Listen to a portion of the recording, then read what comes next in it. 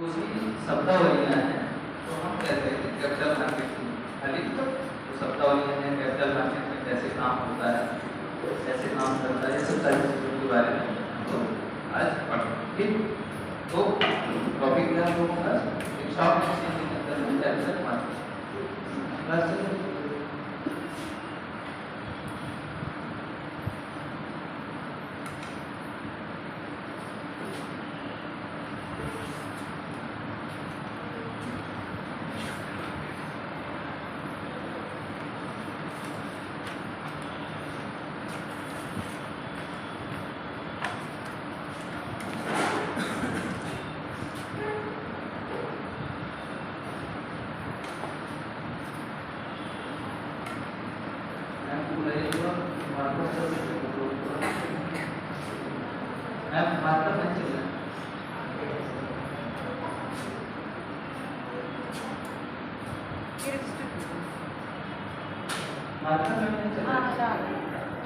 वो क्या है कि कैपिटल मार्केट तो स्टॉक एक्सचेंज क्या है कैपिटल मार्केट के अंतर्गत आता है। पहले क्या है कि कैपिटल मार्केट है जैसे हम लोगों ने मनी मार्केट देखा, तो मनी मार्केट में हम लोगों ने देखा था कि जितनी भी वित्तीय प्रपत्रों में जितने फाइनेंशियल इंस्ट्रूमेंट हैं उनकी जो स्टडी करते हैं वो शॉर्ट टर्म में यानी कि दैनिक वक्त है ना, एक वर्ष के अंतर्गत जितने भी हम वित्तीय प्रपत्रों का वित्तीय इंस्ट्रूमेंट जितने भी उनका जब हम अध्ययन करते हैं उसी को क्या कहते हैं मनी मार्केट। इसका जस्ट क्या है उसका ब्रॉड रूप है कैपिटल मार्केट।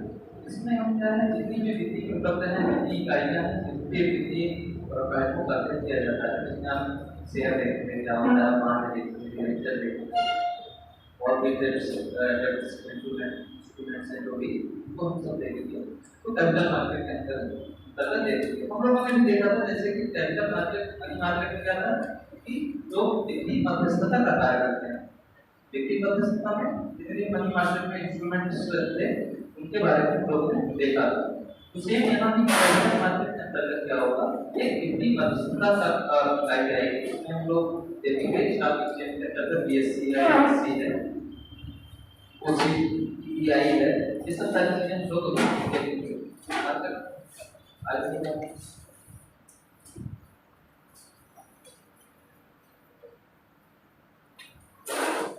जैसे कि मान लीजिए हम लोगों ने देखा था कि पहले मान लीजिए कोई ऐसा क्षेत्र है जहाँ पर क्या है सेविंग दिखता है, ठीक है, और यहाँ पर क्या है सेविंग की कमी है।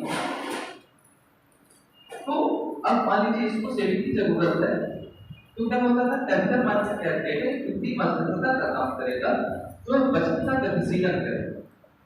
बचत का गतिशीलन का मतलब ये होता है ऐसे क्षेत्र में जहाँ बचत की कमी है उस क्षेत्र से हमें इस क्षेत्र में जहाँ पर बचत की अधिकता है उस क्षेत्र से जहाँ बचत की अधिकता है उस क्षेत्र से जहाँ पर बचत की कमी है उस क्षेत्र में बचत को गतिशीलन करना ये क्या काम करता है कैपिटल मार्केट।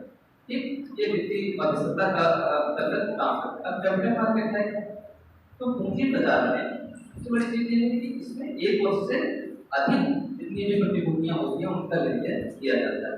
अब लोग प्रभाव नोटिंग करते जा सकते हैं कि कैपिटल मार्केट के अंतर्गत क्या होता है एक वर्ष से अधिक जितनी भी बांड है शेयर है डिबेंचर्स है या अन्य इंस्ट्रूमेंट्स हैं उनका सबका लेनदेन किया जाता है। ठीक, एक वर्ष से अधिक उसी को क्या कहते हैं पूंजी बाजार है। ठीक, कैपिटल मार्केट पूंजी बाजार। अब कैपिटल मार्केट में पूंजी बाजार एक प्राइमरी मार्केट है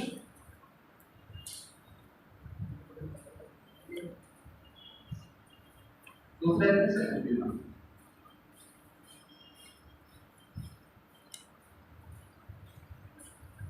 तो जो प्राइमरी मार्केट है पहले हम लोग इसको देखते हैं प्राइमरी मार्केट होता है।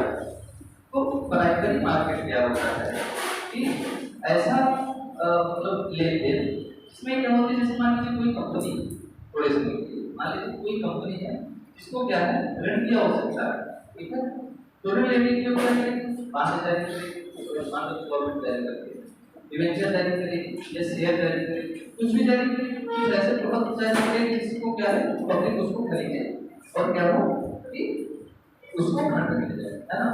तो सरकार दे सकती है तो कंपनी क्या करेगी, जब कोई शेयर जारी करती है उसको लोग खरीदते हैं, इनके मध्य जब लेन देन होता है तो इसको क्या कहते हैं, प्राइमरी मार्केट कहते हैं। बात आपको समझ में आ रही है प्राइमरी मार्केट क्या है? मतलब जो लेन देन होता है, देखिए इनमें मतलब क्या है, लेन देन, और लेन देन किसके किसके मध्य हो रहा है, कंपनी और लोगों के, ठीक, कंपनी और क्या है, पब्लिक होल्ड जो भी है। जब मतलब क्या है कि जब कोई शेयर जारी होता है, ठीक है, जब कोई शेयर जारी होता है तो प्रत्यक्ष रूप से कंपनी के मध्य और जो क्रेता हैं, खरीदने वाले हैं, उनके मध्य जब लेन देन होता है, इसी को क्या कहते हैं, इसको क्या कहते हैं, प्राइमरी मार्केट है। प्राथमिक बाजार वह बाजार है जहां पर क्या है कि प्रथम बार जो प्रतिभूतियां हैं उनका लेन देन किया जाता है। और प्राथमिक रूप से जो निर्गमित इंस्ट्रूमेंट है, जो प्राथमिक रूप से पहली बार जो निर्गमित किए गए जो उपकरण है, जैसे शेयर हो गए, डिबेंचर हो गए, ये सब इनका जो लेन देन किया जाता है उसी को क्या कहते हैं, प्राइमरी मार्केट कहते हैं। समझ आया प्राइमरी मार्केट क्या है? किसी को कोई समस्या है? अच्छा, नहीं समझ आया, आवाज बहुत नहीं है, आवाज वजह से कोई दिक्कत हो रही है? बिहार में इसको रखा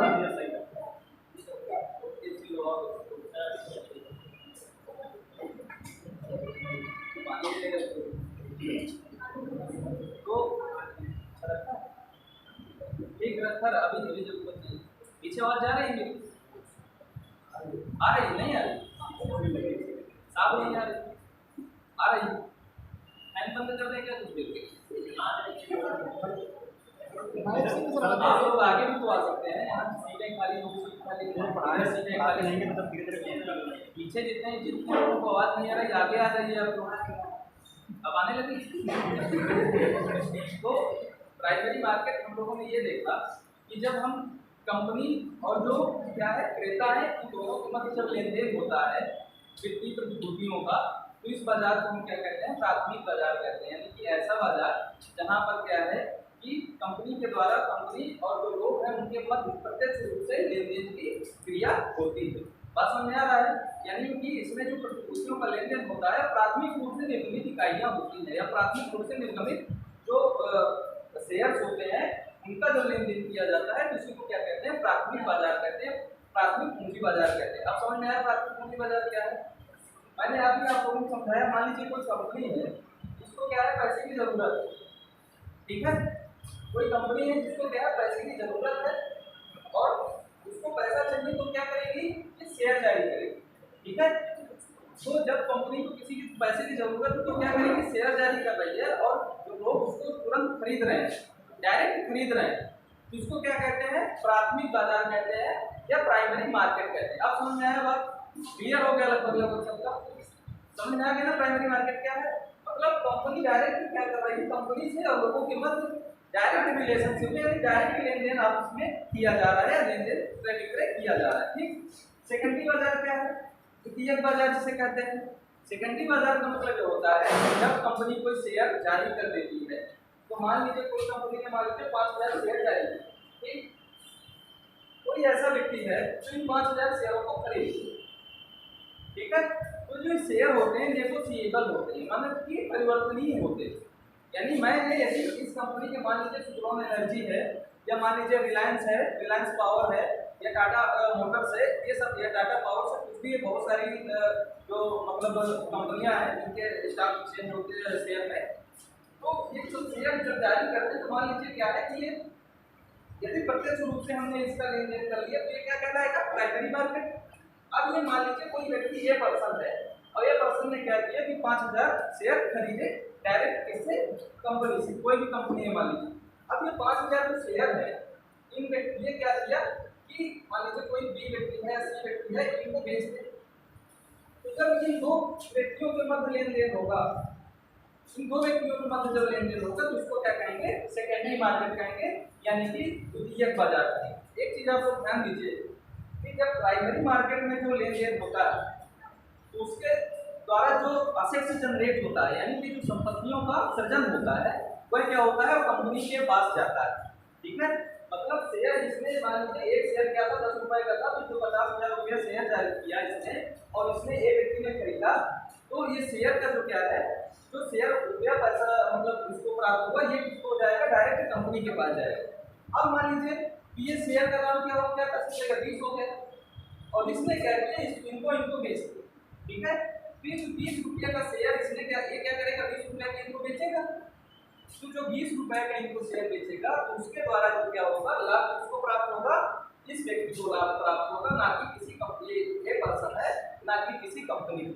बस समझ आ रहा है, मतलब द्वितीय बाजार में जो क्रय विक्रय होगा शेयरों का, तो उसमें क्या होगा, जो आपस में लेन देन करेंगे उन्हीं को लाभ या हानि होगी, मतलब उससे कंपनी से कोई मतलब नहीं है। कंपनी का क्या होगा, बाजार का पूंजीकरण बढ़ जाएगा। बाजार का पूंजीकरण का मतलब क्या है, उसकी क्या है, मार्केट असेट्स बढ़ जाएगी, ठीक है, मार्केट कैपिटलाइजेशन उसका बढ़ जाएगा। ठीक, समझ में आ रहा है बात। प्राथमिक बाजार समझ में आया। द्वितीयक बाजार में क्या है कि वो जब एक मतलब बिकी हुई प्रतिभूतियों का पुनः क्रय विक्रय होता है, इसी को क्या कहते हैं, द्वितीयक बाजार। इसीलिए इसको क्या कहते हैं, द्वितीयक बाजार। बात समझ में, द्वितीयक बाजार क्या है, मतलब एक बार प्रतिभूतियों ने क्या किया, इसको बेच दिया और जब इसको दोबारा इसने बेचा है, दोबारा और बहुत सारे पर्सनों ने बेचा, आपस में जब लेन देन क्रिया होती है, इसको क्या कहते हैं, सेकेंडरी मार्केट कहते हैं, द्वितीयक बाजार कहते हैं। अब एक चीज और याद रखिए, ध्यान दीजिएगा, जब प्राइमरी मार्केट की जो लिस्टिंग होती है वो एक स्टॉक एक्सचेंज में नहीं होती, ठीक है। जो प्राइमरी की जो लिस्टिंग होती है, जैसे आप लोगों ने देखा होगा, सेंसेक्स का नाम सुना, बीएससी एनएससी, ये सब सारी चीजें सुनी, तो इनकी लिस्टिंग यहाँ पे नहीं होती है, यानी कि इनकी लिस्टिंग सिर्फ किसमें होती है, सेकेंडरी बाजार। मतलब हम जो द्वितीयक प्रतिभूतियां हैं, द्वितीयक बाजार है, उसके अंतर्गत जितने भी लेन देन की क्रियाएं होंगी, इनकी लिस्टिंग क्या होगी, स्टॉक एक्सचेंज में होगी। लेकिन जो प्राथमिक प्रतिभूतियां हैं, प्राथमिक बाजार के अंतर्गत जितने इंस्ट्रूमेंट आते हैं, उनके लिस्टिंग इसमें क्या होगी, स्टॉक एक्सचेंज में नहीं होगी। ठीक, इतनी बात आप लोगों को क्लियर है। प्राइमरी मार्केट क्या है, कैपिटल मार्केट क्या है, सबको समझ में आ गया, किसी को कोई डाउट, कोई किसी को समस्या है। अब देखिए 1947 में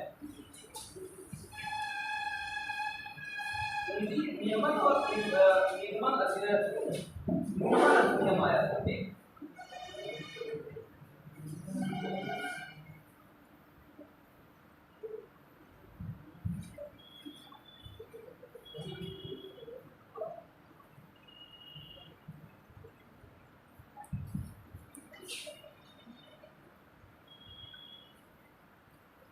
जब पूंजियों का लेन देन आपस में होता है, क्रय विक्रय होता है, तो उसके लिए रेगुलेशन करने के लिए कोई ना कोई बॉडी होगी, कोई ना कोई संस्था होगी।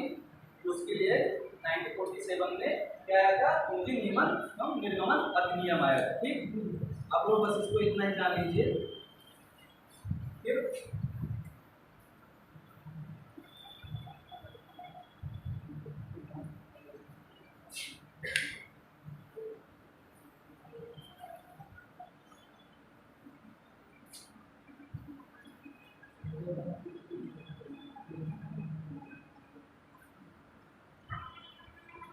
प्रतिभूति अनुबंध विनिमय अधिनियम ये कब आया था, 1956 में आया था। इसका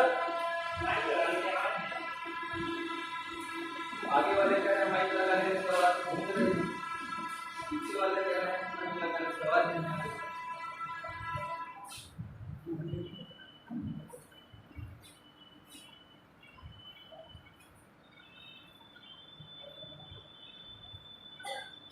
अब आगे तो क्या था, वो प्रतिभूति अनुबंध विनिमय अधिनियम 1956 में आया, ठीक। अभी हम लोग सेबी के बारे में पढ़ेंगे, इसीलिए मैं थोड़ा बैकग्राउंड बताने की कोशिश की है कि आप लोग थोड़ा जानिए ये क्या है। कि आप लोगों की क्वेश्चन पूछ सकता है, कोई भी वनडे एग्जाम देते हैं या फिर आईएएस के एग्जाम देते हैं, जो भी यूपीएससी का है या फिर यूपीएससी के अंतर्गत जितने भी एग्जाम होते हैं, ये डेट पूछ सकता है कि पूंजी नियमन तो निर्गमन अधिनियम कब आया था, तो 1947, ठीक।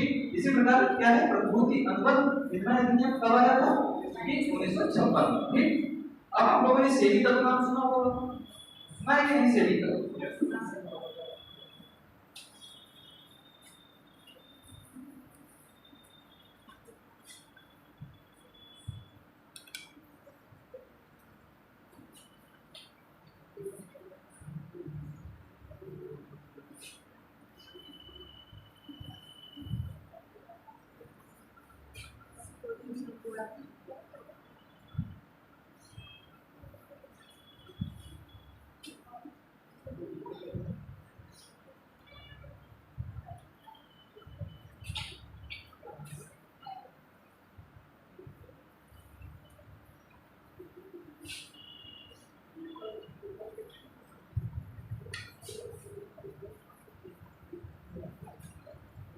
सेबी भारतीय प्रतिभूति विनिमय नियामक जो संस्था है, SEBI security exchange board of India, मतलब यह है, ये इसका स्थापना कब हुई थी? 1988। ठीक है, अभी हम लोग ये जान लीजिए इसकी स्थापना कब हुई थी? 1988। सेबी की स्थापना 1988 में हुई थी। यह क्या थी? गैर संवैधानिक संस्था थी। 1988 में जब इसकी स्थापना की गई तो यह क्या थी? गैर संवैधानिक संस्था थी। गैर संवैधानिक मतलब आप लोग समझ रहे हैं, मतलब क्या है कि उसमें गवर्नमेंट का मतलब उसका रेगुलेशन नहीं था, मतलब इसका वैधानिक कोई इकाई नहीं थी। ठीक है, 1992 में इसको संवैधानिक दर्जा प्रदान किया गया। ठीक है, 1992 में क्या है, इसको एक संवैधानिक दर्जा प्रदान किया गया। 1988 में इसकी स्थापना हुई और 1992 में भी इसको संवैधानिक दर्जा प्रदान किया गया। ठीक है, अब सेबी का कार्य क्या है? तो सेबी आप लोग ये देखिए, मैंने जब लोगों कैपिटल मार्केट के बारे में जितनी भी लेन देन क्रियाएं होती हैं, ये सब सारी क्रियाओं के बारे में बताया।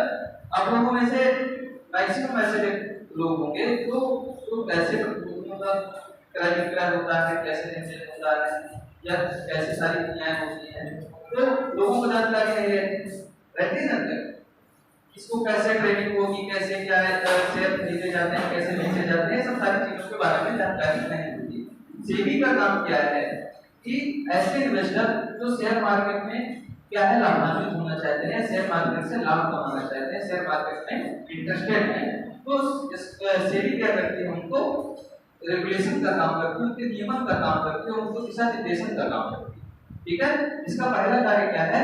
जितने भी कैपिटल मार्केट में, शेयर मार्केट में क्या है इन्वेस्टर्स हैं, उनको एक क्या कर रही है? दिशा निर्देशन का काम करती है, उनको गाइडलाइन जारी करती है, समय समय पर उनको क्या है कि सूचनाएं प्रदान करती है, बात समझ में? उनको प्रमोट करती है, उनको प्रोत्साहित करती है कि किस प्रकार जितने कैपिटल मार्केट में इन्वेस्टर हैं उनको कैसे कैसे प्रोत्साहित, और समय समय पर क्या करती है? नॉर्म्स निर्धारित करती है, नियम रेगुलेशन निर्धारित करती है, जिससे क्या हो कि आपस में जब ट्रेडिंग हो या फिर इन्वेस्टर हो, उनको सारी चीजों की जानकारी रहे। अब जब कोई भी क्रिया होगी, कोई भी लेन देन होगा, तो जाहिर सी बात उसमें क्या होता है? कुछ ना कुछ इलीगल क्रियाएं होती है कि नहीं होती, जो अवैधानिक होती है।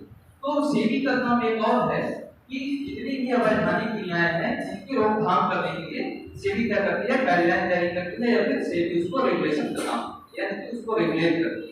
यानी कि कोई भी ऐसा इन्वेस्टर है, कोई भी ऐसी कंपनी है, पता चला कोई ऐसी कंपनी है जो शेयर जारी करे और क्या करे?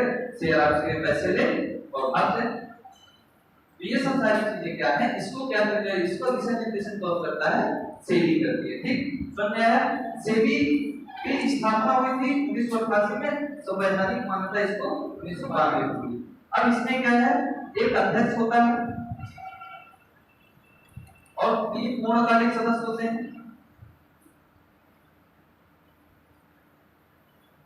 और 4 क्या है? अंशकालिक।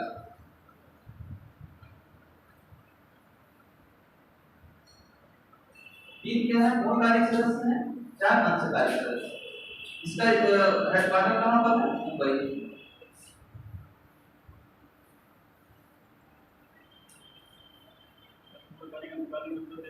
किस तरीके से पता है?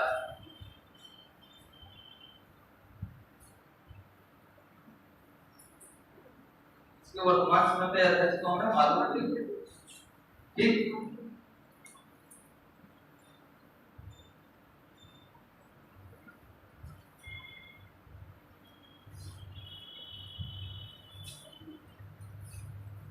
तो 2015 में बताऊं तो ये फॉरवर्ड मार्केट कमीशन क्या है?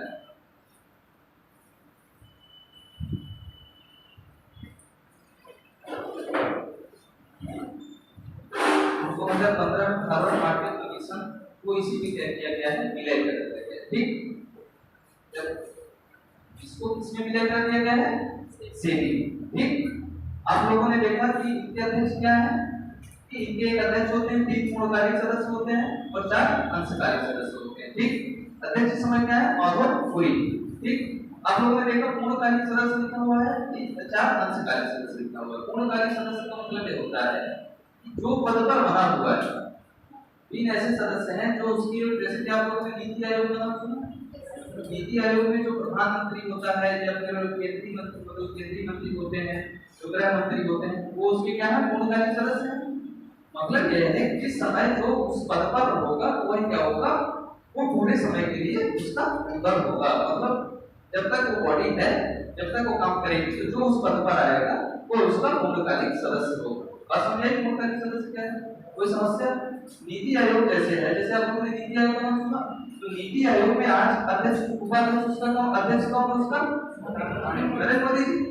अब नरेंद्र मोदी जी मान लीजिए 5 साल के बाद क्या हो रहा है कि चेंज हो जा रहा है, तो जो प्रधानमंत्री बनेगा उसका क्या होगा, अध्यक्ष होगा। तो ये क्या है, पूर्णकालिक। अब जैसे मान लीजिए उसके मेंबर्स हैं, वो क्या है, उनकी आवश्यक जरूरी नहीं है केवल सदस्य बने। ठीक, समझा गया। पूर्णकालिक सदस्य, अल्पकालिक सदस्य क्या है, इसकी स्थापना कहाँ हुई थी, मुंबई में। ठीक है, हेडक्वार्टर इसका कहाँ है, मुंबई। अब आप लोगों ने बीएससी का, एमएससी का नाम सुना, बॉम्बे स्टॉक एक्सचेंज। जो आपने बताया कि 1988 में स्थापना हुई, 1992 में संविधान बचा दिया गया, तो संविधान में कहाँ पे मतलब रखा गया, संविधान में देखो बॉम्बे स्टॉक एक्सचेंज है, वह क्या है कि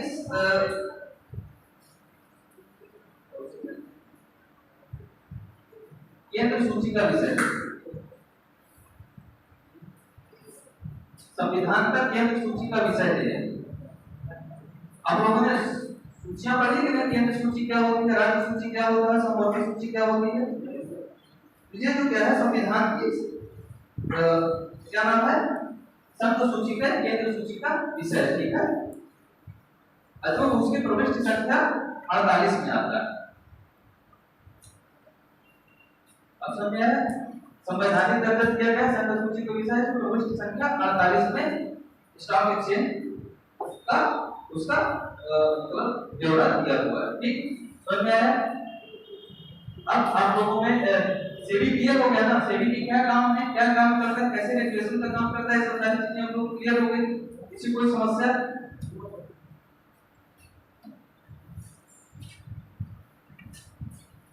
आपका माइक लगा हुआ है, मुझे बोलने नहीं, एजुकेशन टाइप माइक हट जाता है तो मैं पूरे फ्लो में पढ़ाता हूँ। माइक लगा हुआ है तो अजीब चलता है।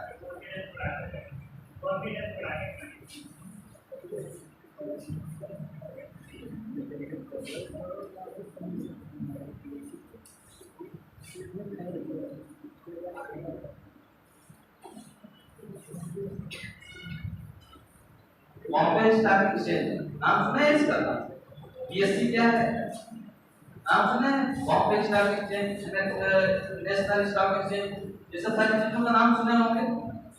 न्यूज़पेपर पढ़ते हैं, न्यूज़पेपर में कभी कभी एक बड़ी सी बिल्डिंग बनी रहती है, बहुत बड़ी से बड़ी बिल्डिंग बनी रहती है। होता है कि शेयर आज मार्केट आराम से नीचे गिर गया, शेयर मार्केट में बहुत ज्यादा उछाल आ गई, नाम सुने ना। तो उसकी ट्रेडिंग कहाँ होती है, उसी बिल्डिंग में होती है। ठीक है, अब बॉम्बे स्टॉक एक्सचेंज इसकी स्थापना कब हुई थी, तो इसकी स्थापना हुई थी 1875 में। इसकी स्थापना कब हुई थी, 1875 में। यह एशिया का सबसे पहला स्टॉक एक्सचेंज है, यह एशिया का सबसे पहला स्टॉक एक्सचेंज है। ठीक है, बॉम्बे स्टॉक एक्सचेंज एशिया का पहला स्टॉक एक्सचेंज। इसका आधार वर्ष क्या है,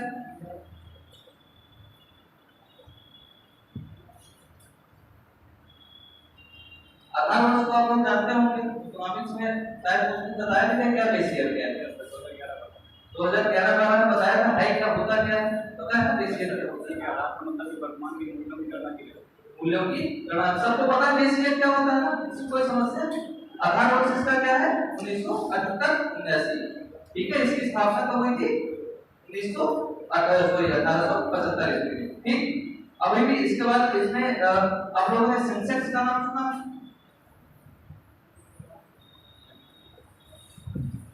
सेंसेक्स के अंदर तो बॉम्बे स्टॉक एक्सचेंज के अंतर्गत लगभग 6000 से ज्यादा कंपनियां लिस्टेड हैं। बॉम्बे स्टॉक एक्सचेंज के अंतर्गत लगभग 6000 से ज्यादा कंपनियां लिस्टेड हैं। तो ऐसी कंपनियां होंगी जो बहुत ज्यादा ग्रोथ में होंगी, बहुत ज्यादा उनका ग्रोथ हो रहा होगा। तो ऐसी कंपनियां जिनकी बहुत ज्यादा ग्रोथ हो रही है, तो टॉप 30 कंपनियां में जो उछाल होता है, जो उसमें ऊंचा वजन होते हैं, जो उसमें फ्लक्चुएशन होते हैं, उसी को क्या कहते हैं? सेंसेक्स कहते हैं।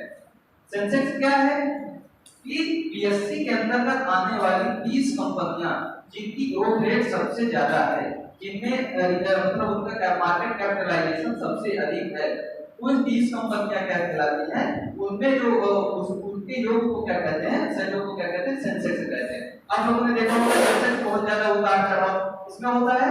ये क्या है? पीएससी के अंतर्गत जो लिस्टेड 30 कंपनियां हैं, इन्हीं को क्या कहते हैं? कि सेंसेक्स कहते हैं। मतलब सेंसेक्स में जो उतार चढ़ाव होता है वो कितनी कंपनियों का होता है? 30 कंपनियों का होता है। बात समझ में आ रही है? धीरे धीरे चीजों को आप लोग लिखते भी जाइएगा, क्योंकि इसमें जब समझाने की चीजें आएंगी मैं अभी समझाऊंगा, ये थोड़ा डेटा टाइप का है, तो डेटा को समझाने की कोई जरूरत है।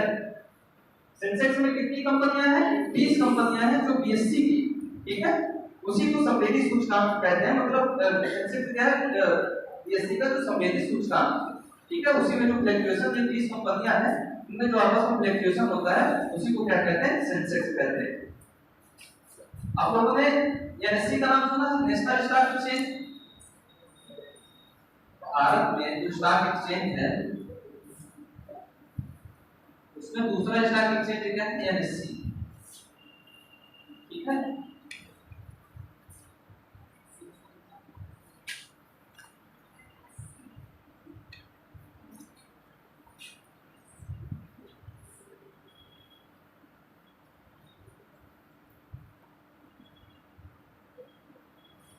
इसकी स्थापना कब हुई थी? 1992, ठीक है। इसकी स्थापना कब हुई थी? 1992।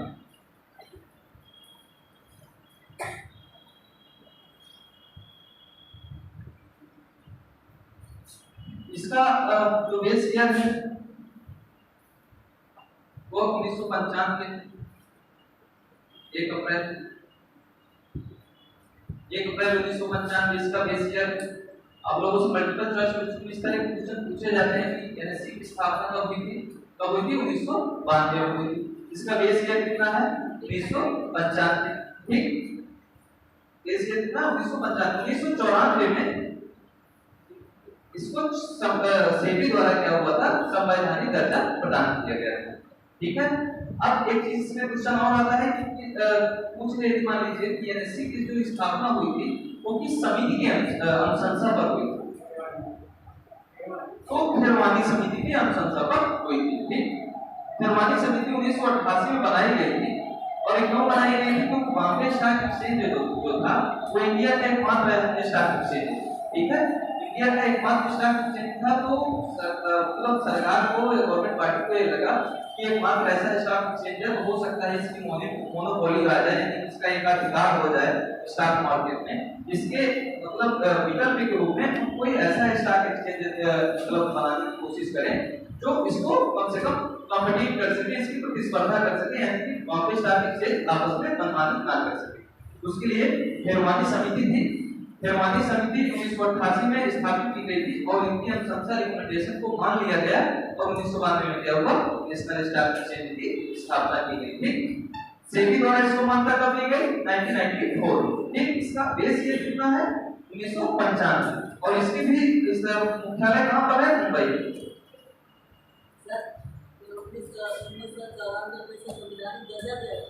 संवैधानिक दर्जा नहीं, मतलब अभी तक क्या था? जो इनको सबको रेगुलेशन कौन करता है? सेबी करती है। तो सेबी को ऑलरेडी संवैधानिक दर्जा खुद ही उसको, तो अब सेबी ही सबको रेगुलेट करती है ना। अब एक बॉडी बना दिया गया है पहले से, तो सेबी जैसे सब क्या कर रही है? सेबी रेगुलेट कर रही है। तो सेबी क्या करेगी? अब चाहे बीएससी को रेगुलेशन करे, चाहे एनएससी को रेगुलेशन करे, या फिर और बहुत सारे स्टॉक एक्सचेंज है, ओसीपी, ईआई है, over the counter stock exchange, अभी मैं उसके बारे में बताने जा रहा हूँ इसके बाद, उसको भी उसी वही रेगुलेट करेगी। तो सेबी 1994 में इसको दर्जा प्रदान करके ध्यान इसको मान्यता प्रदान करते हैं, ये भी काम करेगा। ठीक, अब एनएससी में कितनी कंपनियां नाम रखती हैं? तो 50। एनएससी में निफ्टी का नाम सुने? सॉरी, एनएससी निफ्टी जो है, निफ्टी किस प्रकार का क्या है? सेंसेक्स है, तो सेंसेक्स किसका था? बीएससी का था। उसी प्रकार का है एनएससी में निफ्टी, जो इसमें क्या है 50 कंपनियां जो है जो सबसे ज्यादा ग्रोथ कर रही होती हैं, उसको क्या कहते हैं कि निफ्टी कहते हैं। मतलब निफ्टी क्या है? एनएससी के अंतर्गत आने वाली 50 कंपनियां वो क्या कहलाती हैं? निफ्टी कहलाती हैं। ठीक है, समझ में निफ्टी क्या है? अब एक चीज और जान लीजिए कि 50 कंपनियां हैं वो बीएससी की आने वाली 30 कंपनियां और प्लस 20 कंपनियां होती हैं।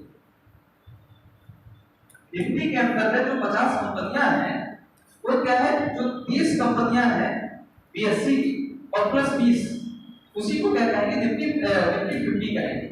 यानी कि निफ्टी के अंतर्गत जो 50 कंपनियां आती हैं उसमें से 30 कंपनियां जो हैं वो बीएससी की हैं और 20 कंपनियां जो हैं वो एनएससी की आती हैं, जो मार्केट में फ्लक्चुएशन होता है, सबसे ज्यादा ग्रोथ कर रही होती है। अच्छा, एक चीज और बताना भूल गया, तो जो 30 कंपनियां हैं बीएससी की, इसी को क्या कहते हैं? ब्लू चिप कंपनियां कहते हैं। इसी को क्या कहते हैं? ब्लू चिप कंपनियां कहते हैं। और इसी को ग्रोथ शेयर भी कहते हैं इसको। मतलब इस 30 कंपनियों के जो शेयर होते हैं इसको क्या कहते हैं? ग्रोथ शेयर भी कहते हैं। आप लोगों को थोड़ा बहुत सुस्ती लग रहा है, समझ में आ रही है चीजें कि नहीं आ रही? डेटा ही थोड़ा सा सारी चीजें बताया जा रहा है, तो सबसे टेक्निकल टर्म तो भी यूज हुआ नहीं। कैपिटल मार्केट थोड़ा अब तो है, क्या थोड़ा इकोनॉमी का शुरुआत है, जैसे हर साल प्राथमिक उद्योग लिख सकते हैं इसका आपको तो पता वही बता रहा हूँ, स्टार्ट से बताया इसकी करने जैसे जो इकोनॉमी की स्टार्टिंग में से पता चलता है प्राइमरी शुरुआत में आते हैं अर्थशास्त्र इकोनॉमी क्या है, प्राइमरी उद्योग सेक्टर क्या है, उसके बाद इसके आधार पर क्या है। इसमें क्या तुम समझाना क्या चाह रहे हो? नहीं यहाँ पे मुझे समझ नहीं है, उसके लिए बता रहा हूँ सब्जेक्ट जो उसमें समझ में तो आ रहा है ना सब्जेक्ट? कोई जितनी ऐसे कोई चीजें हैं खाली दिखाता चला जा रहा है। मतलब ब्लू चिप कंपनियां क्या है? जो बीएससी की 30 कंपनियां हैं, इसी को क्या कहते हैं? ब्लू चिप कंपनियां कहते हैं और इसको ग्रोथ शेयर भी कहते हैं। ठीक है, एनएससी समझ में आ गया? एनएससी में और एक चीज और है, जूनियर निफ्टी। जूनियर निफ्टी का नाम सुने? इसमें क्या है? 100 कंपनियां शामिल होती है। जो जूनियर निफ्टी है उसमें कितनी कंपनियां आती है? 100 कंपनियां। छोटे छोटे क्वेश्चन है जो शायद आप लोगों से नेक्स्ट टाइम पूछ लिया जाए। तो जूनियर निफ्टी क्या है? इसमें ऑलरेडी ये 50 कंपनियां शामिल रहेंगी, जो 50 शामिल रहेंगी इसका मतलब बीएससी की जो 30 है वो भी शामिल रहेंगी। तो निफ्टी जूनियर क्या है? 100 कंपनियों का एक समूह है, उसी को क्या कहते हैं? निफ्टी जूनियर कहते हैं। ठीक, ये जो कंपनी है सर, ये महारत्न कंपनी होनी चाहिए कि नवरत्न? देखो, महारत्न कंपनियां जो नवरत्न कंपनियां जो है वो अलग से स्थापित, ठीक है, उनको जब पढ़ा जाएगा वो भी इसमें उनकी भी इसमें लिस्टिंग होगी। लेकिन कोई जरूरी नहीं है कि जो महारत्न कंपनियां कितनी है इस समय? 12। और यहाँ कितनी कंपनियों की बात हो रही है? 20। तो ऐसा हो सकता है कि जो महारत्न कंपनियां उनकी भी शेयर वो भी जारी करे, वो भी बांड जारी करे, उसकी लिस्टिंग होगी। लेकिन उसके अलावा भी जो कंपनियां महारत्न नवरत्न नहीं होगी तो लिस्टिंग करवा सकती है कि नहीं? महारत्न कंपनियां जब आप लोग पढ़ेंगे और तो पढ़ेंगे तो उसको अलग से पढ़ाया जाएगा। शेयर मार्केट में इस तरह तो बहुत सारी कंपनियां हैं, उनकी सब की कहीं ना कहीं लिस्टिंग होती है। इसकी कोई जरूरी नहीं कि महारत्न कंपनी है तभी ब्लू चिप कंपनी कहलाएगी।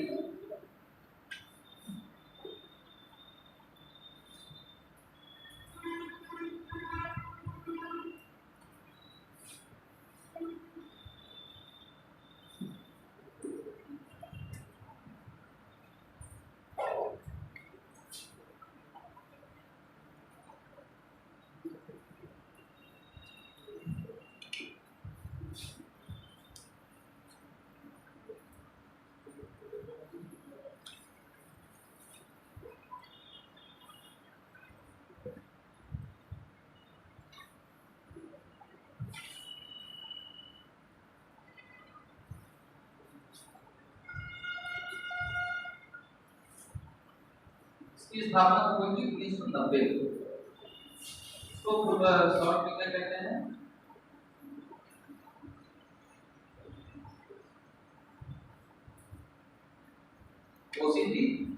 OTCEI, ठीक है,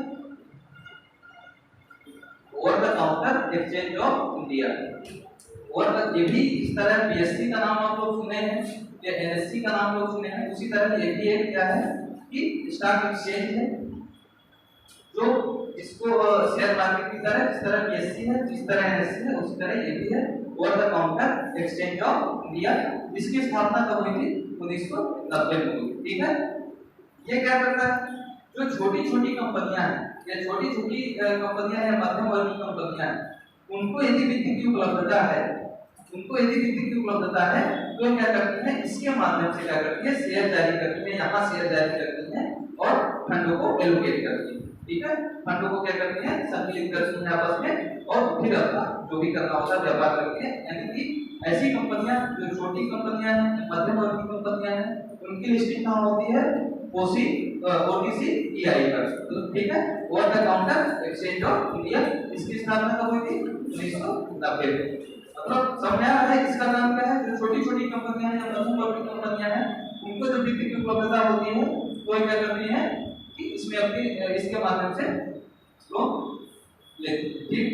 अभी हम लोगों ने देखा, जितने भी स्टॉक एक्सचेंज है, इसमें हम लोगों ने देखा कि जो वित्तीय प्रबंधन है, एक आर्थिक प्रबंधन आप लोगों ने देखा, उनकी आपस में लेन देन की क्रियाएं होती है। अब हम लोग देखेंगे स्पॉट एक्सचेंज।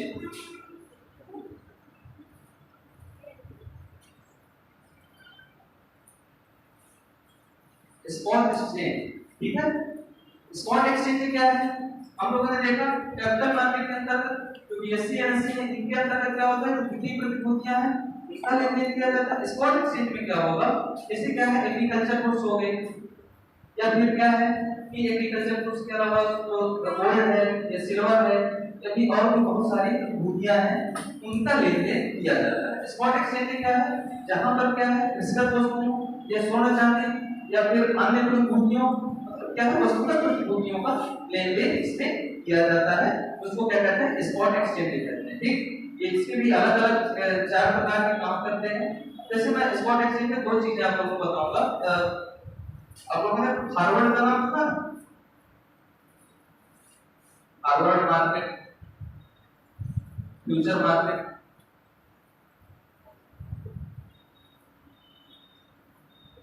फॉरवर्ड मार्केट का नाम सुने? फ्यूचर मार्केट का नाम सुने? इसका नहीं सुना है तो फिर मैं आपको क्या है कि क्या है, स्टॉक मार्केट क्या है, ऑप्शन मार्केट क्या है, ये सब सारी चीजें जब आप यहाँ हमारे में डेरिवेटिव का नाम सुने? डेरिवेटिव क्या होता है? कैपिटल मार्केट के काफी शब्द जगह में इतनी मुस्कान नजर आ रही है, ठीक है।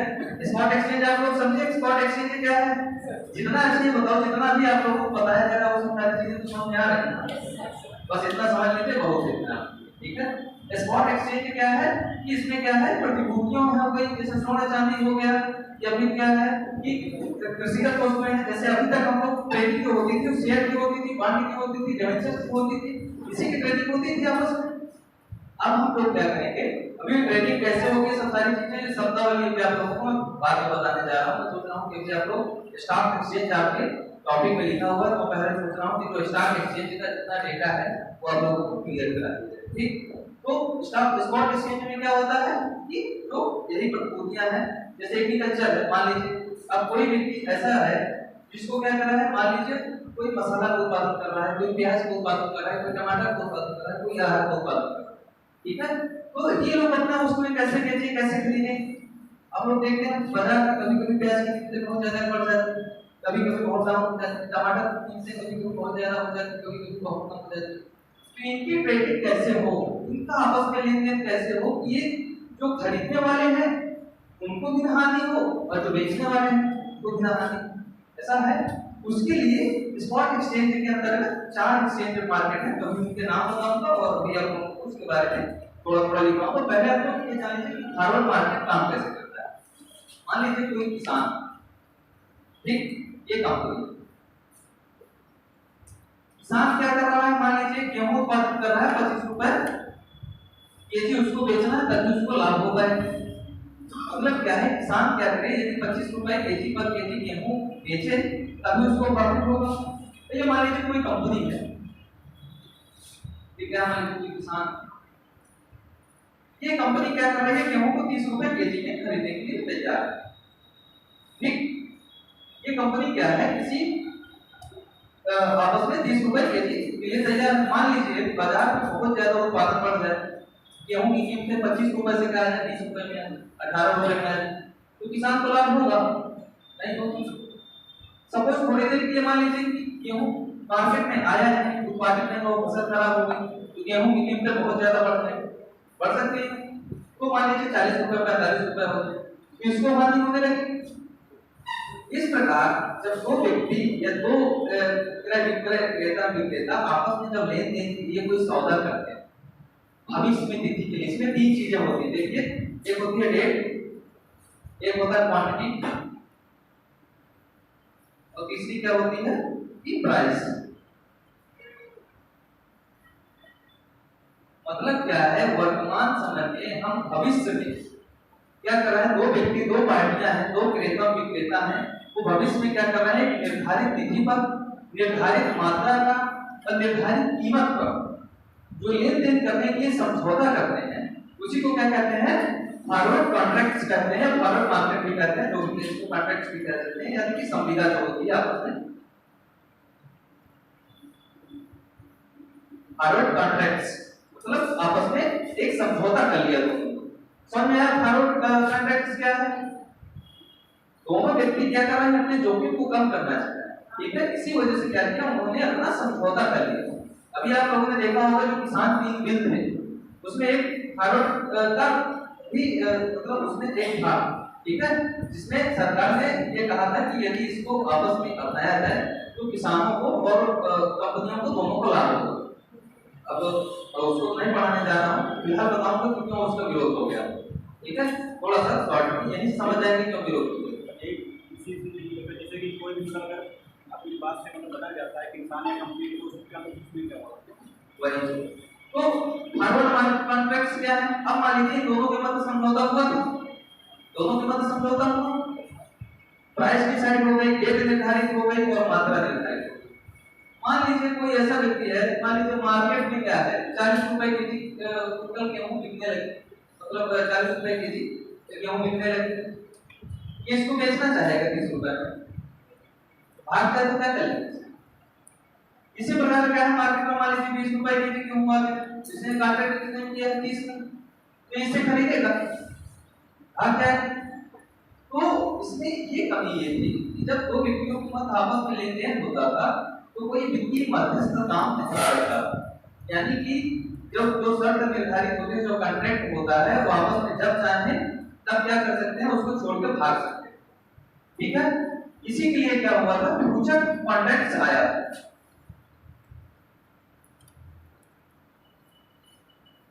फ्यूचर कॉन्ट्रैक्ट्स में सेम चीजें होती हैं, इसी प्रकार क्या होता है, प्राइस निर्धारित होती है भविष्य तिथि के लिए, एक भविष्य क्या है कि तिथि पर, डेट पर, और एक मात्रा निर्धारित होती है। और इसमें लिस्ट जो आपस में क्रय विक्रय होता है वह क्या होता है कि कंपनी और क्रेता के मध्य क्या आ जाता है, वित्तीय मध्यस्थ आ जाता है, यानी इसकी जो लिस्टिंग होती है वो स्टॉक एक्सचेंज में होती है। जो फॉरवर्ड मार्केट था इसकी लिस्टिंग स्टॉक एक्सचेंज में नहीं होती थी, आपस में दो व्यक्तियों के मध्य समझौता होता, और द काउंटर ट्रेड कहते हैं, ठीक है।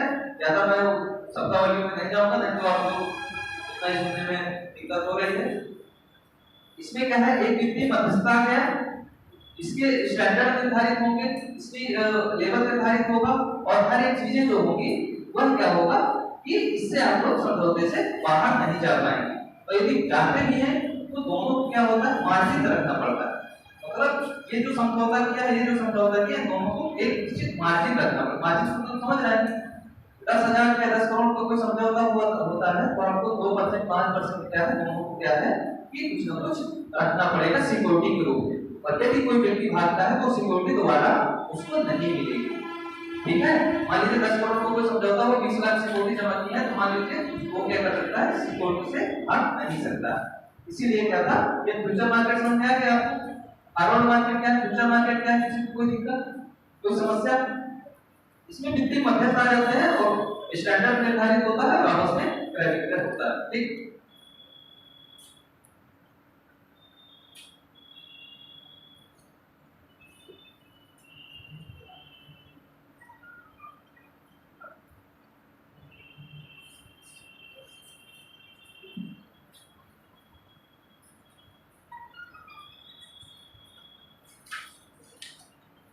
अब मैंने स्पॉट एक्सचेंज के बारे में 4 स्पॉट एक्सचेंजों का नाम लिया था। तो पहला क्या है, multi commodity exchange of India limited.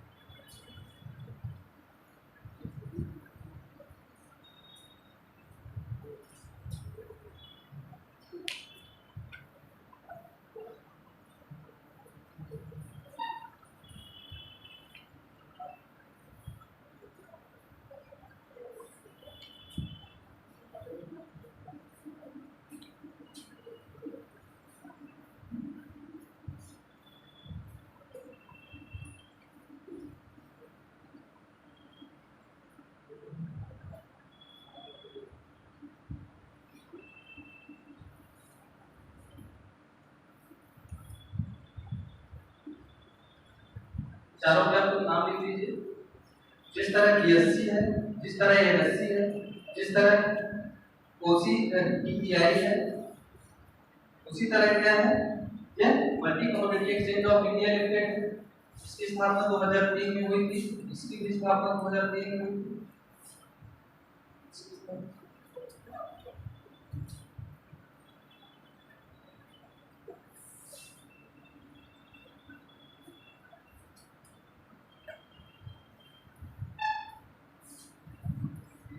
Multi commodity exchange of India limited, national commodity and derivative exchange of India limited, India commodity exchange of limited, और ये क्या है, national commodity exchange of India limited. Spot exchange के type है तो क्या? हाँ, तो प्रकार नहीं, इस स्पॉट एक्सचेंज के अंतर्गत ये 4 संस्थाएं, जैसे कि स्टॉक एक्सचेंज का हम लोग नाम लेते हैं, तो उसमें क्या है, बीएससी आता है, एनएससी आता है।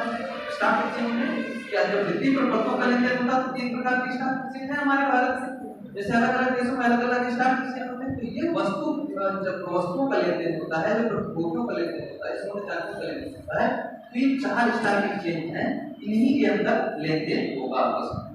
ये फॉरवर्ड मार्केट और फ्यूचर ये मार्केट प्रकार है, मतलब स्पॉट एक्सचेंज के 4 प्रकार हैं जो भारत में काम कर रहे हैं। ठीक है, नहीं समझा है? नहीं, मैंने मतलब ये कि स्पॉट एक्सचेंज ये प्रकार है, ये मतलब ये इसके प्रकार नहीं, मैंने समझाने के लिए बोला था। फॉरवर्ड उसको वो डेरिवेटिव के प्रकार। जब आप लोग डेरिवेटिव पढ़ेंगे, मैं थोड़ा सा इसलिए बता दूं फॉरवर्ड दोनों की थोड़ा चीजों को, ये सब सारी चीजें कैसे काम करते हैं। जैसे फ्यूचर का नाम आया ना, फ्यूचर में ये सब सारी चीजें क्या है, वित्तीय मध्यस्थ का काम कर रहे हैं। वो डेरिवेटिव जब पढ़ाएंगे, डेरिवेटिव के लिए यदि समझ मिलेगा तो बताऊंगा कि डेरिवेटिव में कैसे वो सब सारी चीजें होती है। ठीक है, डेरिवेटिव के प्रकार है, फॉरवर्ड मार्केट है, फॉरवर्ड कॉन्ट्रैक्ट है, फ्यूचर कॉन्ट्रैक्ट है, स्पॉट कॉन्ट्रैक्ट, ऑप्शन कॉन्ट्रैक्ट है, और एक चीज होता है और ऑप्शन स्वैप। ठीक है, इतना आप लोगों को समझ में आया? ये समझना क्या है मतलब, इतना आप लोगों को लिख दिया। इसकी स्थापना कब हुई थी? इन सब की तीनों मुख्यालय कहां पर है? बॉम्बे में है। और और ये कहां पर है इसका अहमदाबाद।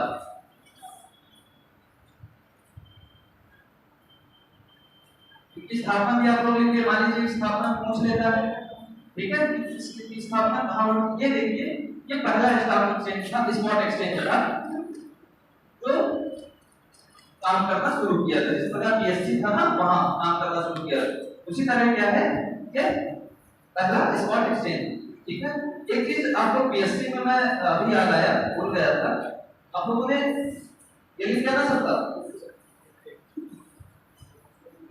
बीएससी में, आप लोगों ने एक चीज देखा होगा हमेशा, ये हमेशा लिखा पाएंगे नहीं आप लोग, कहीं भी किसी कंपनी में किसी संस्था में आप लोग जाते हैं ऐसा लिखा रहता है, लिखा रहता है, आप लोगों ने कोई ध्यान दिया है इस चीज का? ये क्या है, गुणवत्ता प्रमाणीकरण का एक सर्टिफिकेट, ठीक है, क्वालिटी सर्टिफिकेशन है। इसका मुख्यालय कहां पर है, जेनेवा स्विट्जरलैंड।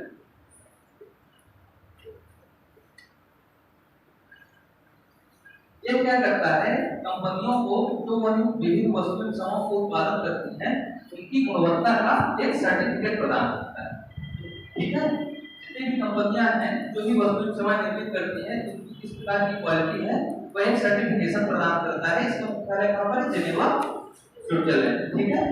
अब बीएससी एक पहला ऐसा मतलब स्टॉक एक्सचेंज था इंडिया का और विश्व का दूसरा, ठीक है, जो इस आईएसओ 2001 और 2000 का सर्टिफिकेशन प्राप्त किया था, ठीक है। बीएससी जब जहां आप लोग लिखे हो इस चीज को आप लोग नोट कर लीजिएगा।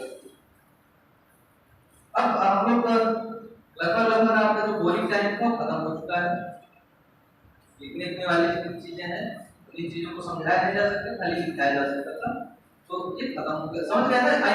आईएसओ जो सर्टिफिकेशन है समझ गए। आप लोग कभी भी कंपनी में कोई जाइएगा देखिएगा या फिर कोई सर्टिफिकेट देखिएगा कहीं भी कुछ प्रोडक्ट है लिखा रहता है, बड़े बड़े छोटे छोटे के ऊपर लिख देते हैं कि हमारा ये जो है इसका दर्जा हमको मिला था, ठीक है, ये गुणवत्ता प्रमाणीकरण का सर्टिफिकेट, ठीक।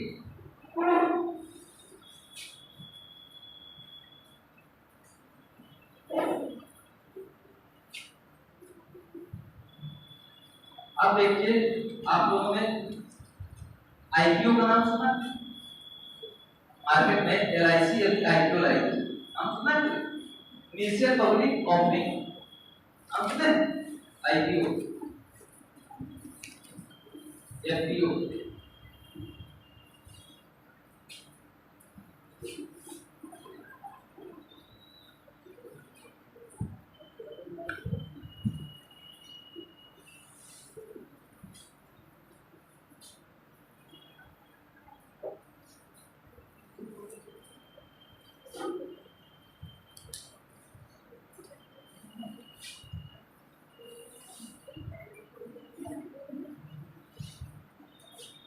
कोई नाम सुना है, कोई बताएगा एफपीओ क्या है, आईपीओ क्या है, नाम ही नहीं सुना है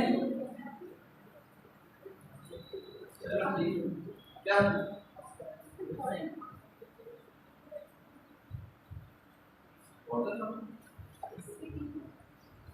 चलो ठीक है।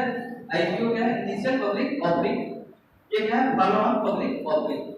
मैंने अभी आप लोगों को बताया था कि कंपनी को क्या हो सकता है कि फंड की कमी हो सकती है, ठीक है, कंपनी को क्या हो सकता है, फंड की कमी हो सकती है, तो क्या करेगी, शेयर जारी करेगी। जब कोई कंपनी पहली बार शेयर जारी करती है, ठीक है, जब कोई कंपनी पहली बार शेयर जारी करती है फंड को प्राप्त करने के लिए, उसी को क्या कहते हैं, आईपीओ कहते हैं, इनिशियल पब्लिक ऑफरिंग। एक चीज और ध्यान दीजिए कि ऐसी कंपनी जो अभी तक स्थापित नहीं हुई है, अभी तक स्टॉक एक्सचेंज में लिस्टेड नहीं हुई, वह कंपनी जब क्या करती है, आईपीओ जारी कर मतलब शेयर मार्केट में शेयर जारी करती है और लोगों के लिए, उसको क्या कहते हैं, आईपीओ कहते हैं। अभी ये कंपनी शेयर बाजार में शेयर मार्केट में लिस्टेड नहीं हुई है और जब उसको ऋण की उपलब्धता होती है और वो शेयर जारी करती है उसी को क्या कहते हैं, आईपीओ कहते हैं। समझ आया, लिखना और लिख सकते हैं आप लोग। कोई नई कंपनी के द्वारा जब शेयर को जारी किया जाता है, किसी नई कंपनी के द्वारा जब शेयर जारी किए जाते हैं बाजार में को प्राप्त करने के लिए या बाजार में फंड को प्राप्त करने के लिए उसको क्या कहते हैं, आईपीओ कहते हैं। आईपीओ समझ में आया आप लोगों को? किसी कंपनी को मान लीजिए उसको जरूरत है तो ये क्या करती है, आईपीओ जारी करती है। अभी हाल ही में एलआईसी ने क्या किया था, आईपीओ जारी किया। ठीक। एफपीओ क्या है, फॉलो ऑन पब्लिक ऑफरिंग। मतलब क्या है, पहले से यदि कोई कंपनी स्थापित है, पहले से कोई कंपनी स्थापित है और उसको भी फंड की जरूरत पड़ गई तो वह क्या करती है, जब शेयर जारी करती है उसको क्या कहते हैं, फॉलो ऑन पब्लिक ऑफरिंग या एफपीओ कहते हैं। दोनों में फर्क समझ आ गया? इसमें क्या था, पहले से कंपनी स्थापित थी और इसमें क्या है, नई कंपनी आई है जो अभी स्टॉक एक्सचेंज पे लिस्टेड नहीं है और इसके द्वारा जब आईपीओ जारी किया जाता है और मतलब शेयर जारी किया जाता है पहली बार, उसको क्या कहते हैं, आईपीओ। और एफपीओ क्या है कि जब पहले से कोई कंपनी काम कर रही होती है और इसके बाद फिर वो शेयर जारी करती है फंड के एलोकेशन के लिए, उसको क्या कहते हैं, एफपीओ कहते हैं। ठीक। आईपीओ और एफपीओ में किसी को कोई समस्या? अब दूसरी चीज क्या है, शेयर किसे कहते हैं? बहुत देर शेयर शेयर का नाम ले रहा हूं, कोई बताएगा शेयर क्या है?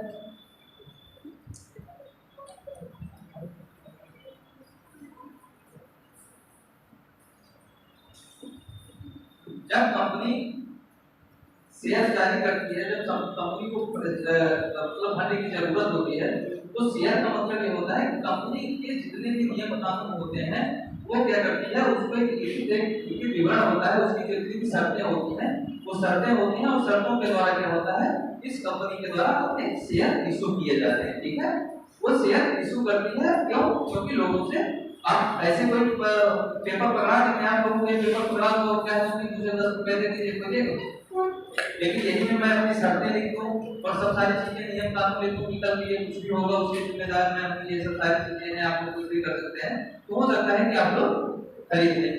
ठीक है, तो शेयर क्या होते हैं कि ऐसे सर्टिफिकेट होते हैं, एक प्रकार का सर्टिफिकेट होता है जिसके कंपनी के द्वारा जारी किया जाता है और आप लोग जब उस शेयर को खरीदते हैं तो उसके शेयर होल्डर्स हो जाते हैं, यानी कि उस कंपनी के क्या है, आप लोग शेयर होल्डर्स हो जाते हैं। ठीक। अब शेयर कई प्रकार के होते हैं, इससे आप लोग क्या है, एक होता है इक्विटी शेयर,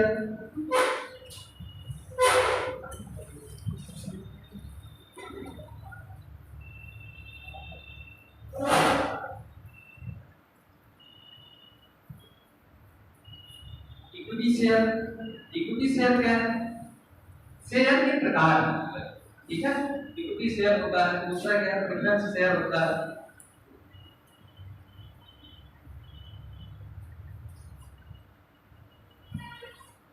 तो इक्विटी शेयर वह शेयर होता है कि जब किसी कंपनी के द्वारा जारी किया जाता है तो उसको क्रय करता है, उसको क्या होता है, उसको उसमें वोटिंग का अधिकार प्राप्त होता है।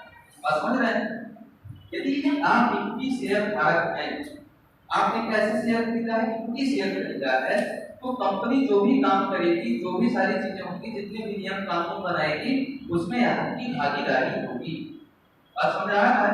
इक्विटी शेयर क्या है, ऐसा शेयर कि जिसमें कंपनी के जो भी नियम कानून बनाए जा रहे हैं तो आपका भी उसमें सहमति होगी, आप भी उसमें उस जो कमेटी गठित होगी या फिर जितने भी नियम कानून बनाए जाएंगे, जो भी सभाएं होंगी, उसमें क्या होंगे, आप उसमें भागीदार होंगे।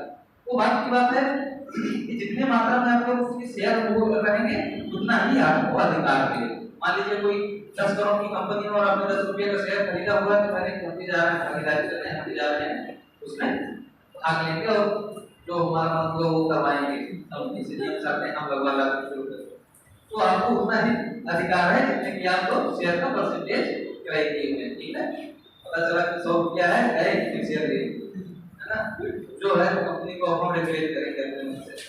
तो समझ रहे हैं, जितने आप लोग शेयर खरीदे हैं उसी के आपको उसका अधिकार। अब इक्विटी शेयर की हानि क्या है, लाभ ये हो गया कि आप कंपनी में भागीदारी करके कंपनी के नियम और शर्तें निर्धारित करवाएंगे। इक्विटी शेयर में मान लीजिए कोई कंपनी को लॉस होता है, कोई कंपनी लॉस में जा रही है, डूब रही है, तो क्या होगा कि इक्विटी शेयर में उसको लाभ नहीं दिया जाएगा। ठीक है, यदि इक्विटी शेयर में कंपनी डूबी तो उसके साथ साथ आप भी डूबते हैं। मार्केट में जो लॉस कंपनी को होगा आपको भी वही लॉस बियर करना पड़ेगा। और समझ आई? इक्विटी शेयर क्या है? इक्विटी शेयर में किसी कोई समस्या, क्योंकि शेयर वह शेयर है जिसमें कंपनी में वोटिंग का अधिकार प्राप्त हो जाता है। इक्विटी शेयर धारक को कंपनी में वोटिंग का अधिकार प्राप्त हो जाता है। दूसरी चीज क्या है कि यदि कंपनी किसी भी कारणवश लाभ और लाभान्वित होती है तो उसमें उसका प्रतिफल क्या होगा, उसी के अनुसार उसको निर्धारित होगा। यदि कंपनी डूब रही है तो उसको लॉस उसी के अकॉर्डिंग होगा। ठीक। दूसरा क्या है, प्रेफरेंस शेयर। प्रेफरेंस शेयर वह शेयर है इसमें वोटिंग का अधिकार नहीं प्राप्त। पहली चीज में यह है कि इसमें क्या है, वोटिंग का अधिकार नहीं प्राप्त होता। ठीक, बात समझ गए, वोटिंग का अधिकार नहीं प्राप्त होगा, प्रेफरेंस शेयर इसमें प्राप्त होगा। दूसरी चीज क्या है, जो प्रेफरेंस शेयर है उसकी सबसे बड़ी खासियत है कि कंपनी डूब जाए चाहे जो हो जाए, हमारे जो नियम चलते हैं, हमको जो नियम निर्धारित किए गए, हमको जो प्रॉफिट दिया जाए तो वो हम लेके रहेंगे। नहीं तो हम जाके सुप्रीम कोर्ट चले जाएंगे या सेबी में चले जाएंगे, जाके हम लोग उसका मतलब क्लेम कर देंगे उसका। ठीक है, इसका प्रेफरेंस शेयर क्या है, इसके वोटिंग का अधिकार उसको नहीं, मतलब कंपनी क्या कर रही है उससे कोई मतलब नहीं, हमको अपने लाभ से मतलब। और समझा नहीं, प्रेफरेंस शेयर क्या है, इसमें वोटिंग का अधिकार नहीं है, लेकिन यदि कंपनी क्या कर रही है, कुछ भी उसको मतलब लाभ या हो या हानि हो, इसका जो परसेंटेज निर्धारित है वो इसको दिया जाएगा। मान लीजिए कोई कंपनी है थोड़े समय के लिए लॉस में चली गई, तो अब क्या हो रहा है कि जो इसके प्रेफरेंस निर्धारित किए गए हैं, तो शर्त निर्धारित किए गए हैं, तो पहली वही तक किसको दिया जाएगा, इसको दिया जाएगा। मान लीजिए 100 करोड़ रुपया है, हम लोग इतने लोग बैठे हुए हैं, वो कह रहा है हमको चाहिए, वो कह रहा है हमारा पैसा वापस कर दो, वो कह रहा है हमारा पैसा वापस कर दो। तो जो प्रेफरेंस शेयर होगा उसको पहले क्या किया जाएगा, उसको बांटा जाएगा। 80 लाख पता चला 100 करोड़ रुपये में 80 करोड़ उन्हीं को बांट दिया गया, 20 करोड़ बचे, अब आपस में इक्विटी शेयर धारक उसको लेके बैठे। ठीक है, झगड़ा नहीं कर सकते हैं कि नहीं 100 करोड़ रुपया है तो ऐसा करो कि 50 करोड़ आप लोग 50 करोड़ हम लोग लेके रखते हैं, ऐसा नहीं। ठीक है, अब एक लोग आप लोग राइट्स इशू का नाम सुने, राइट इशू। अभी हाल ही में सुजलॉन इंडस्ट्री ने राइट इशू जारी किया और लंबा घाटा मुझे लगा उसमें, क्योंकि मैं भी राइट इशू को ले लिया था तो लास्ट में चला गया। तो मेरे को कदर तो आप लोग समझ सकते हैं, भाई समझ है ना। तो राइट इशू क्या है, मान लीजिए कोई कंपनी के आप लोग शेयर होल्डर हैं, ठीक है, कोई कंपनी की क्या है आप लोग शेयर होल्डर्स हैं मान लीजिए, तो क्या करती है कंपनी, क्या करती है राइट इशू जारी करती है। यानी कि जब कोई कंपनी शेयर जारी करती है तो जो पहले से शेयर होल्डर्स हैं उसको क्या है अधिकार होता है उन शेयरों को खरीदने के लिए। मान लीजिए मैंने क्या किया कि 1000 राइट इशू कंपनी कोई कर रही है जारी किया। अब 1000 कंपनी इसने सिर्फ इतने राइट इशू इसने जारी किए, ठीक है। अब जो पहले से शेयर होल्डर्स होंगे उनको पहले अधिकार प्राप्त होगा इन शेयरों को खरीदने के लिए। आप लोगों में से सपोज मान लीजिए कुछ ऐसा एग्जांपल लेंगे कि अभी तक कितने बच्चे एडमिशन लिए थे, अरे बड़ा 4 करीब बैठे, कितने 40 नहीं बैठे होंगे शायद, कितना बैठे 40-45 ज्यादा 400। तो अभी तक 400 बच्चे एडमिशन लिए, ठीक। इसके कोई पेपर ऊपर होता है, पेपर कितना होता है जो चाहे हुआ पेपर होता है। तो दूसरे में आप लोगों ने एडमिशन लिए, अब मान लीजिए पीछे की सीट में थोड़ा सा कुछ खाली रह जाए, कुछ भी हो जाए, तो क्या कर सकते हैं लोग पीछे आके, कोई ऐसा व्यक्ति है जो आप लोगों का दोस्त है या पता चला मेरा कोई स्टूडेंट है तो मैंने क्या किया उसको भी पीछे बैठा दिया, तो वो आगे बैठ सकता है। लेकिन यदि आप सीटें भर जाए और वो खड़ा है तो उसको बाहर कर दिया जाएगा, क्योंकि आपको इसमें राइट प्राप्त है, आपका अधिकार है कि आप लोग एग्जाम की तारीख पर आए। तो राइट इशू का मतलब समझ गए कि जो पहले से शेयर होल्डर्स होते हैं, जो पहले से शेयर कंपनियों में शेयर लिए होते हैं, जो सरकार इसको मतलब कंपनी को इशू जारी करती है उसको करेक्ट करने का प्रथम अधिकार किसको होगा, तो पहले से शेयर होल्डर्स होगा। उसको क्या कहते हैं राइट इशू कहते हैं। ठीक समझ में आया राइट इशू क्या है। अब एक चीज और, बोनस शेयर। एक कंपनी क्या करती है, जब कंपनी का नेटवर्क बढ़ जाता है यानी उसकी जो निवल संपत्ति है बहुत ज्यादा मान लीजिए बढ़ गई थोड़ा सा, तो कंपनी क्या करती है अपने शेयर धारकों को बोनस जारी करती है। आप लोगों ने देखा होगा दिवाली में कहते हैं बोनस दीजिए, होता है ना, दिवाली का बोनस दीजिए, होली का बोनस दीजिए, दशहरा का, दुर्गा में जो भी चीजें होती है उनको चाहिए बोनस चाहिए। अब लोगों के यहाँ कोई भी काम कर रहा होता है, प्राइवेट कंपनी में काम कर रहा होता है तो बोनस मिलता है। उसी प्रकार जब कोई आ गया है कि शेयर धारक जो कोई शेयर काफी लंबे समय तक कोई कंपनी के कोई लिए रहता है तो सरकार समय समय पर क्या करती है, बोनस तो उसको जारी करती है। ठीक, तो मान लीजिए कि किसी के पास 10,000 शेयर्स है या 1,000 शेयर 10,000 शेयर्स है, ठीक, तो मान लीजिए उसने क्या किया कि 5 के अनुपात में एक उसको बोनस शेयर जारी किया। मतलब यह है कि किसी के पास में 5 शेयर हैं तो उसको कंपनी क्या कर रही है कि 1 शेयर जारी कर दे रही है। ठीक, तो ये बोनस शेयर तो मतलब समझ में आया। मान लीजिए मैंने 5 शेयर खरीदे थे उस कंपनी के, तो मुझे क्या होगा, एक बोनस शेयर मिल जाएगा। ठीक, तो अब बोनस शेयर होता क्या है कि बोनस शेयर जब जारी करती है कंपनी तो कंपनी के जो असेट्स है वो जो शेयर के नाम पर गिर जाते हैं। ठीक है, बोनस शेयर जारी करने के कारण क्या होता है, कंपनी की जो दाम है, भाई ये बताइए कि 5 शेयर की वैल्यू क्या थी, 500 रुपए थी, अब एक बोनस शेयर जारी हो गया तो इसी 500 में कितने शेयर हो जाएंगे, 6 शेयर हो जाएंगे, तो उसकी कीमत गिर जाएगी कि नहीं गिर जाएगी। तो इसका मतलब है कि कंपनी के जो शेयर्स होते हैं उनके नाम गिर जाते हैं। ठीक, बोनस शेयर आपको समझ में आ गया। अब क्या है बॉन्ड, क्या है, तो आप लोगों ने बॉन्ड का नाम सुना है, मुझे काफी देर तक। बॉन्ड क्या है, डिबेंचर्स क्या है,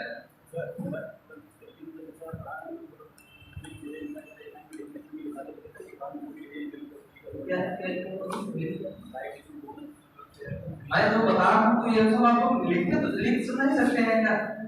जिस तरीके से आप लोग दिखाएंगे तो परिभाषा एकदम करेक्ट होगी, हम लोग थोड़ा आगे पीछे कर सकते हैं। तो उसके लिए तो मुझे फिर किताब लेके बैठना पड़ेगा।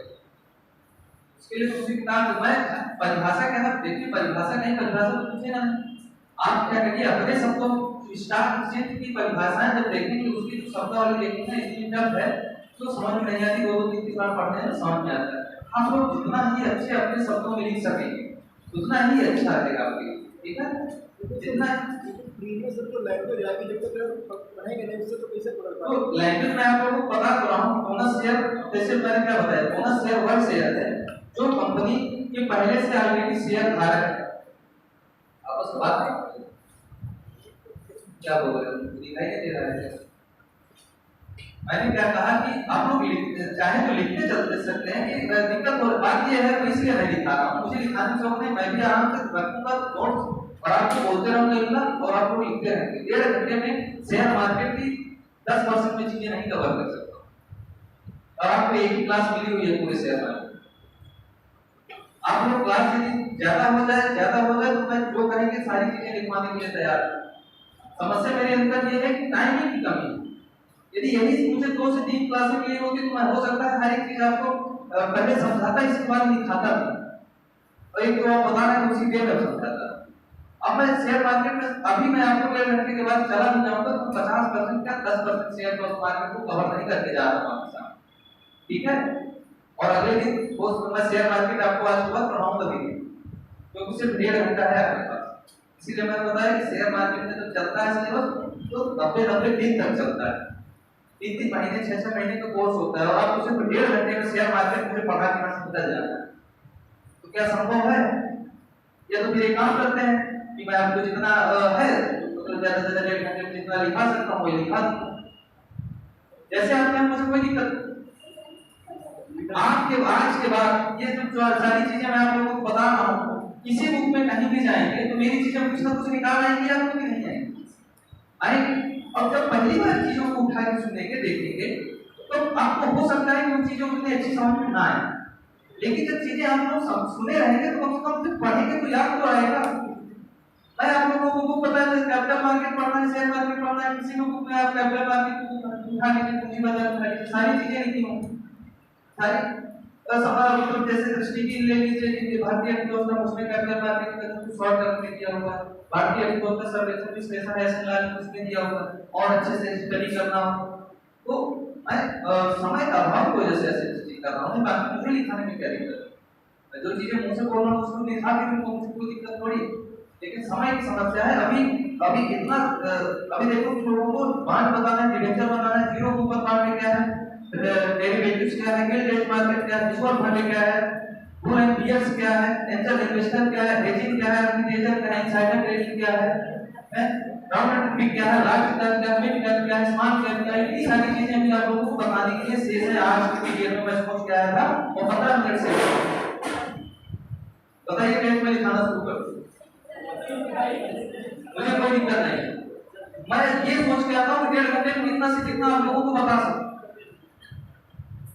मुझे लिखाने में कोई दिक्कत नहीं, लिखा दूंगा मैं 1.5 घंटे में जितनी आप लोगों को चीजें की पता चला सेवी के बारे में जितना बताया है, सेवी के बारे में लिखाना शुरू कर दूं, वही चीज की सेवी की स्थापना इस समय में हुई थी, इसके ये कार्य है, ये करता है, इस तरह के में अब आप लोग मोटिव समझिए उसका कि मोटिव उसका उद्देश्य क्या है, कि सेवी का उद्देश्य क्या है कि जो इन्वेस्टर है उनको प्रमोट करना, उनको प्रोत्साहित करना, या फिर जो इनसाइडर ट्रेडिंग कभी आपको बताऊंगा जो मतलब क्या है कि जो मतलब अवैधानिक कार्य है उनको रोकना, मोटी मोटी बड़ा बड़ा चीजें आप लोग समझिए, ठीक है। अब इनको लिखाने में एक एक लाइन यदि मुझे 10 कम से कम यही चीजें अलग अलग शब्दों में ये निवेशक को प्रोत्साहित करता है, क्या क्या है कि अवैधानिक कार्य को रोक लगाता है, क्या इन्वेस्टर जो व्यापार को नई नई डिजाइन बनाता है, गाइडलाइन प्रदान करता है, तो ये सब सारी चीजें समय हो तो मैं पढ़ा दूं, मुझे कोई दिक्कत नहीं है, समय का अभाव आप लोगों में से यदि इकोनॉमिक्स की ज्यादा क्लासेस चलेंगी फिर से मुझे कहा जाएगा तो मैं फिर आपको अच्छे से बता दूंगा, समझा दूंगा, मुझे उसमें दिक्कत नहीं।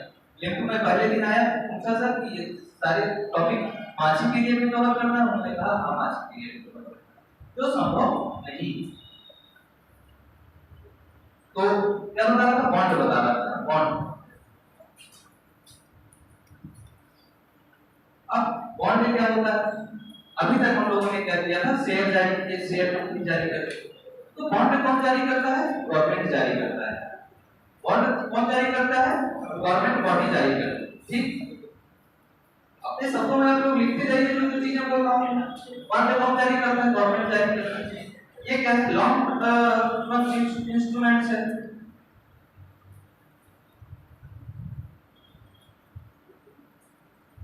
यानी कि दीर्घकालिक उपकरण, वित्तीय उपकरण, ये क्या है, दीर्घकालिक वित्तीय उपकरण, इसका इसमें जो रिस्क सिक्योरिटी है वो क्या है, कम है, क्योंकि सरकार जारी करती है और सरकार कभी डिमांड नहीं कर सकती या नहीं करती है, तो ये सब सारी चीजें आप लोग अपने से देख सकते हैं कि बॉन्ड क्या है कि गवर्नमेंट जारी करती है, ये क्या है, लॉन्ग टर्म इंस्ट्रूमेंट्स है, यानी दीर्घकालिक वित्तीय संपत्ति, ठीक। ये इसमें डिफॉल्ट के मतलब इसमें जो संकटकालीन स्थिति उसका डिफॉल्टर की संभावना बहुत कम, ठीक।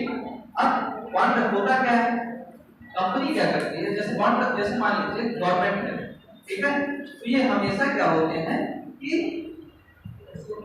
एक शब्द है कि जो उसकी ये स्लाइड बोलते हैं मतलब यह है कि ये कटौती, हाँ ज्यादा कटौती मूल्य पर जारी किए जाते हैं।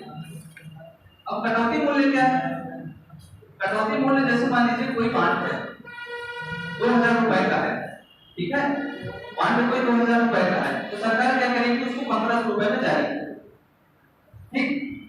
कटौती मूल्य क्या है, 2000 रुपए बॉन्ड की प्राइस थी, सरकार क्या की उसको 1500 रुपए में जारी करेगी, और उसका क्या है जो टर्म पीरियड है, मतलब कि बॉन्ड को आप लोग कब भजा जो क्या कह सकते हैं, भजाना कहते हैं ना, जैसे फिक्स्ड डिपॉजिट होता है, इसी तरह क्या होता है कि जो कटौती मूल्य पर 1500 रुपए में जारी किया, और जो व्यक्ति इस 2000 रुपए का बॉन्ड 1500 रुपए में खरीदा है, वह क्या करेगा कि 2 साल बाद क्या कर सकता है, इस बॉन्ड को बेचकर 2000 रुपए सरकार से ले सकता है।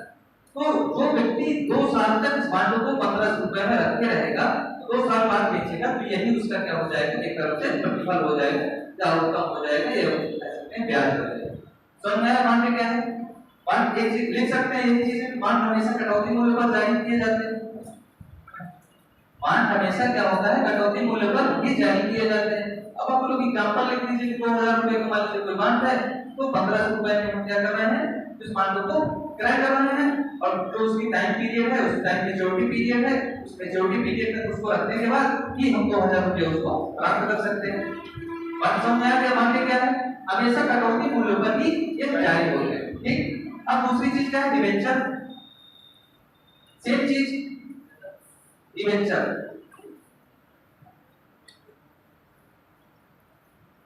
दूसरी चीज क्या है, डिबेंचर, ठीक है। तो डिबेंचर क्या है? गवर्नमेंट और प्राइवेट सेक्टर दोनों जारी कर सकते हैं।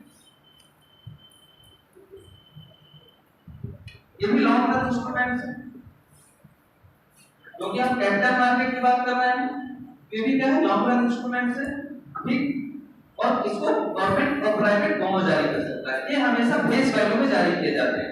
इसको दो शब्द कहते हैं, पार वैल्यू या फेस वैल्यू।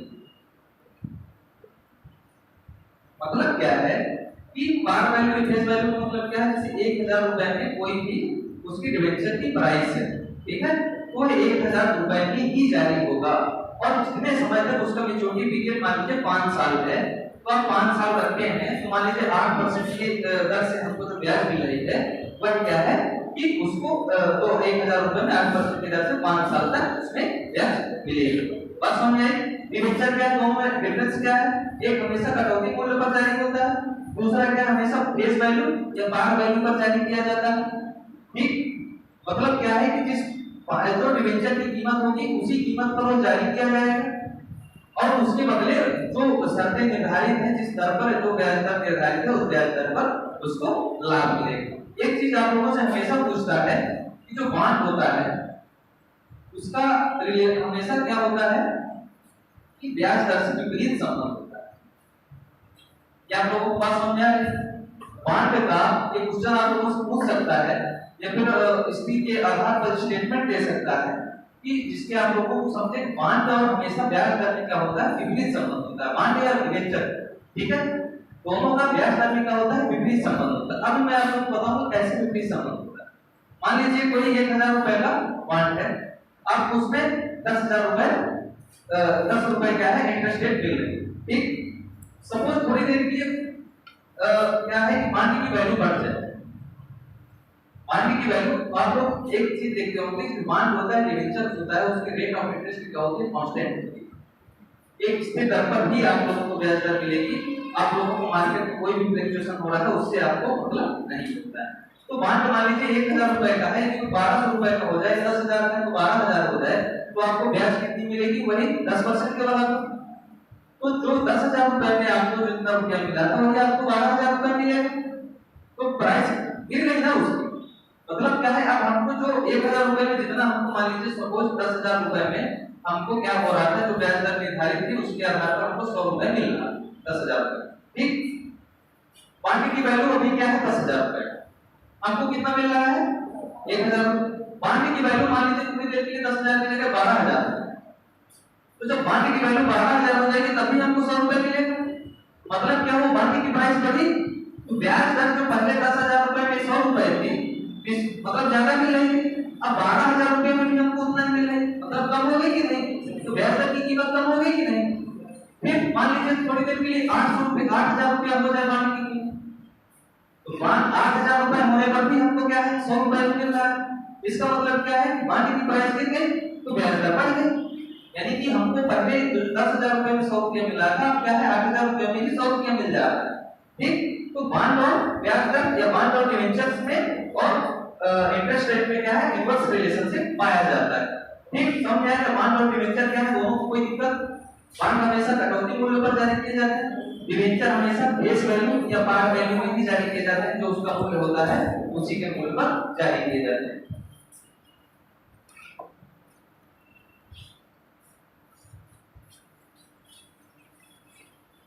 अब डेरिवेटिव्स का नाम सुन लीजिए, नाम बहुत देर से सुन रहा है, खाली डेरिवेटिव है। तो डेरिवेटिव क्या है कि व्युत्पन्न मुद्रा यानी व्युत्पन्न मूल्य। डेरिवेटिव वह है जिसका कोई अपना मूल्य नहीं होता। यह एक ऐसी वित्तीय परिसंपत्ति है, लिख लीजिए एक लाइन, यह एक ऐसी वित्तीय परिसंपत्ति है जिसका मूल्य कहीं और जगह से निकाला जाता है या किसी अन्य जगह से निकाला जाता है।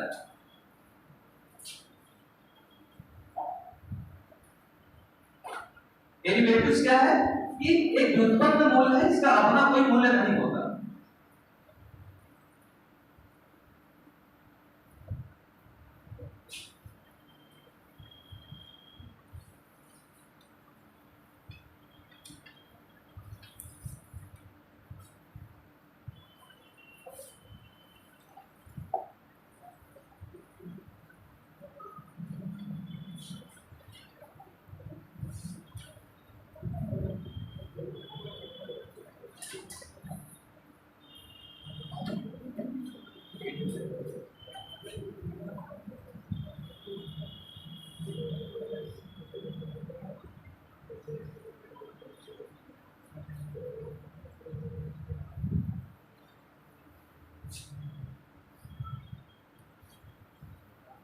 मैंने अभी आप लोगों को बताया कि वैल्यू वैल्यू है जिसका कोई अपना मूल्य नहीं होता। यह हमेशा ऐसे वित्तीय प्रपत्र जिनका मूल्य दूसरे वित्तीय प्रपत्रों से निकाला जाए, दूसरे वित्तीय प्रपत्रों से प्राप्त किया जाए, उसी को क्या कहते हैं, डेरिवेटिव कहते हैं। ठीक, अब दूसरे वित्तीय प्रपत्र क्या है, जैसे क्या है, इक्विटी यानी कि समता या शेयर, बॉन्ड करेंसी यानी मुद्रा, या रियल एसेट्स यानी कि वास्तविक परिसंपदा जो है, भूमि हो गई, भवन हो गया, और मशीनें हो गई, जो भी सारी चीजें जो चीजें हैं, और फिर क्या है, कमोडिटी यानी वस्तुएं हो गई। इनके आधार पर जब मूल्य निकाला जाता है उसी को क्या कहते हैं, डेरिवेटिव कहते हैं। ठीक, डेरिवेटिव आप लोग समझ गए, इसका कोई अपना मूल्य नहीं होता है। अब खाली डेरिवेटिव पढ़ाया जाए तो कम से कम आप लोगों को 3 दिन पढ़ाया जाएगा। ठीक है, खाली डेरिवेटिव पढ़ाऊंगा, फॉरवर्ड मार्केट क्या है, फ्यूचर मार्केट क्या है, स्वैप क्या है, करेंसी स्वैप क्या है, और ऑप्शन क्या है, पुट ऑप्शन क्या होता है, आस्क रेट क्या होती है, बिड रेट क्या होती है, सब सारी चीजें आप लोगों को बताई जाए, कैसे क्या कॉन्ट्रैक्ट होते हैं, कैसे उसका वो सब सारी चीजें होती हैं। तो खाली कम से कम 3-4 दिन क्लास पढ़ाएंगे, तो मैं उसका क्या कर सकता हूँ। फिर क्या है, जैसे म्यूचुअल फंड, म्यूचुअल फंड्स का फील्ड मार्केट छोड़े दे रहा हूँ, आप लोग नाम सुने होंगे कहीं ना कहीं। म्यूचुअल फंड्स क्या है, उसी दिन भी बताया था फील्ड मार्केट क्या है। एक चीज और ध्यान दीजिएगा, जितने भी बॉन्ड शेयर डिबेंचर से सब क्या है, 1 वर्ष से अधिक लेन-देन किया जाता है इनका। ठीक है, अब क्या है, म्यूचुअल फंड्स होता है, आप लोगों में से जो बहुत सारे लोग हैं जिनको वित्तीय मतलब क्या है कि शेयर मार्केट की जो बाजार की क्रियाएं हैं, स्टॉक एक्सचेंज की क्रियाएं हैं, उनके बारे में कोई जानकारी नहीं होती। तो जो म्यूचुअल फंड्स होता है वो क्या होता है कि आप अपनी क्या है कि एक तरह से कह सकते हैं रिस्क को जोखिम नहीं लेना चाहते और किसी ऐसे व्यक्ति के माध्यम से अपना इन्वेस्ट कराना चाहते हैं, निवेश कराना चाहते हैं जो उस बाजार की प्रक्रियाओं का पूर्ण ज्ञान रखता है। उसके माध्यम से जब आप लोग निवेश कराते हैं उसी को क्या कहते हैं, म्यूचुअल फंड्स कहते हैं। यानी कि जो म्यूचुअल इन्वेस्टर होते हैं वो क्या करते हैं, बाजार में उनको हर एक चीज का नॉलेज होता है। ठीक है, बाजार की जितनी भी गतिविधियां हैं उनके बारे में वो अधिक जानकारी रखते हैं। ठीक, तो जो अधिक जानकारी रखते हैं उसके आधार पर जब लेन देन की क्रियाएं आपस में और फिर वो क्या करता है, जानकारी रखता है कि हमको किस शेयर, कौन सा शेयर मार्केट लेना है, कौन सा बॉन्ड खरीदना है, कौन सा डिबेंचर खरीदना है। उसमें जब वो करता है उसको क्या कहते हैं कि म्यूचुअल इन्वेस्टर कहते हैं, म्यूचुअल फंड्स कहते हैं। ठीक है, म्यूचुअल फंड्स आप लोगों को समझा गया। ऐसे व्यक्ति जिनको वित्तीय मतलब क्या है कि शेयर मार्केट की गतिविधियों को कोई जानकारी नहीं होती, वह अपने जोखिम को कम करने के लिए, रोकने के लिए क्या करते हैं, दूसरे मतलब के माध्यम से शेयर मार्केट में पैसा लगाना चाहते हैं, उसी को क्या कहते हैं, म्यूचुअल फंड से म्यूचुअल इन्वेस्टर। ठीक, इसको प्रॉफिट देखिए वो तो अपना जैसे मान लीजिए मैं आप लोगों को क्या कर रहा हूँ, प्रॉफिट आपको क्या है, म्यूचुअल इन्वेस्टर मेरे माध्यम से मुझे शेयर मार्केट की पूरी जानकारी है, तो मैं क्या कर रहा हूँ कि आप लोग मुझे पैसा दिए। ठीक है, मेरे पास पैसा जमा करा है। आप लोग हमेशा देखते हो म्यूचुअल फंड बाजार जोखिमों के अधीन, लॉस होगा तो आपको लॉस होगा, प्रॉफिट होगा तो आपको प्रॉफिट होगा। मैं क्या करूंगा, अपनी मार्जिन ले लूंगा। मतलब क्या है, जो मेरा एक रेशियो होगा उस रेशियो के आधार पर तो जो कंपनियां होती हैं, जो इकाइयां होती हैं, उसका एक रेशियो निर्धारित कर लेती हैं और उसके आधार पर क्या करती हैं कि शेयर मार्केट में लगाते हैं। डूबेगा तो आपका डूबेगा और फायदा होगा तो आपका होगा। हाँ, बस इतना फायदा है कि आपको सहूलियत रहती है, आपका मैक्सिमम चांस रहता है कि पैसा नहीं डूबेगा। वो लोग ऐसी जगह पर पैसा लगाते हैं जहां पर मैक्सिमम चांस हो सकता है कि कोई म्यूचुअल फंड ऐसा है जो 30% का प्रॉफिट दे रहा हो, कोई म्यूचुअल फंड है जो 30% का प्रॉफिट दे रहा हो, फिर प्रॉफिट तो दे रहा है ना।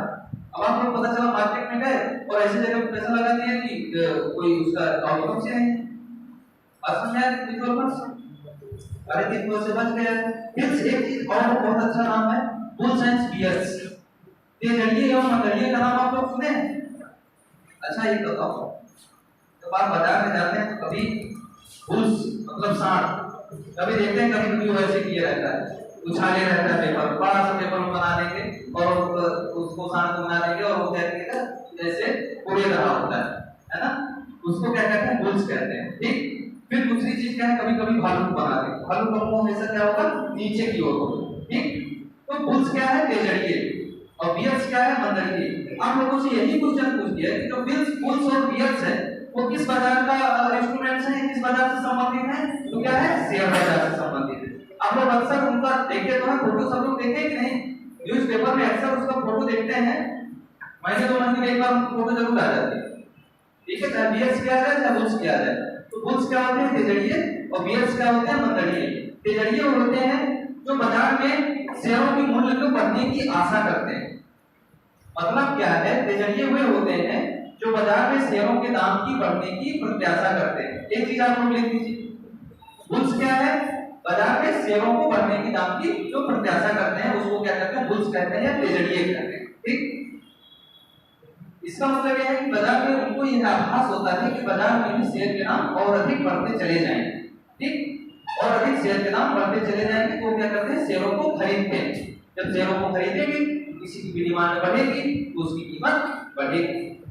बस समझ आया, किसी की भी मांग आप बढ़ाते हैं, बहुत ज्यादा पता चला कि जैसे आप लोग इस समय क्या है, झारखंड बहुत ज्यादा इकट्ठा मांग बढ़ जाए, दिवाली की आ रही है या जो मांग है बहुत ज्यादा बढ़ जाए, या फिर कोई त्योहार होता है जिसमें क्या होता है फलों की बहुत ज्यादा मांग बढ़ जाती है, तो आप लोग देखते हैं, कह देते हैं कि त्योहार आ गई है, केला जो 40 रुपए दर्जन था क्या होता है 60 रुपए दर्जन। मतलब क्या है, मांग बढ़ गई तो कीमत बढ़ गई। तो तेजड़िए क्या होते हैं, हमेशा शेयर की कीमतों को बढ़ा देते हैं। क्या होता है, जैसे जैसे शेयर वो क्या करते हैं कि उनको ऐसा होता है कि शेयर मार्केट अभी कम चल रहा है, रेट डाउन है, तो हम लोग खरीद लें और जब बढ़ेगा तो हम लोग बेच लें। मंदरिये वो होते हैं जो यह उम्मीद करते हैं, यानी बुल्स, सॉरी यह तो ये आशा करते हैं कि शेयर के दाम जो क्या होंगे वो अब गिरेंगे, यानी कि शेयर पहले से ही बहुत ज्यादा मात्रा में हाई रेट में उसकी कीमत हो चुकी है, अब उसका दाम निश्चित रूप से नीचे गिरेगा, तो वो लोग क्या करते हैं, शेयरों को बेचना शुरू कर देते हैं।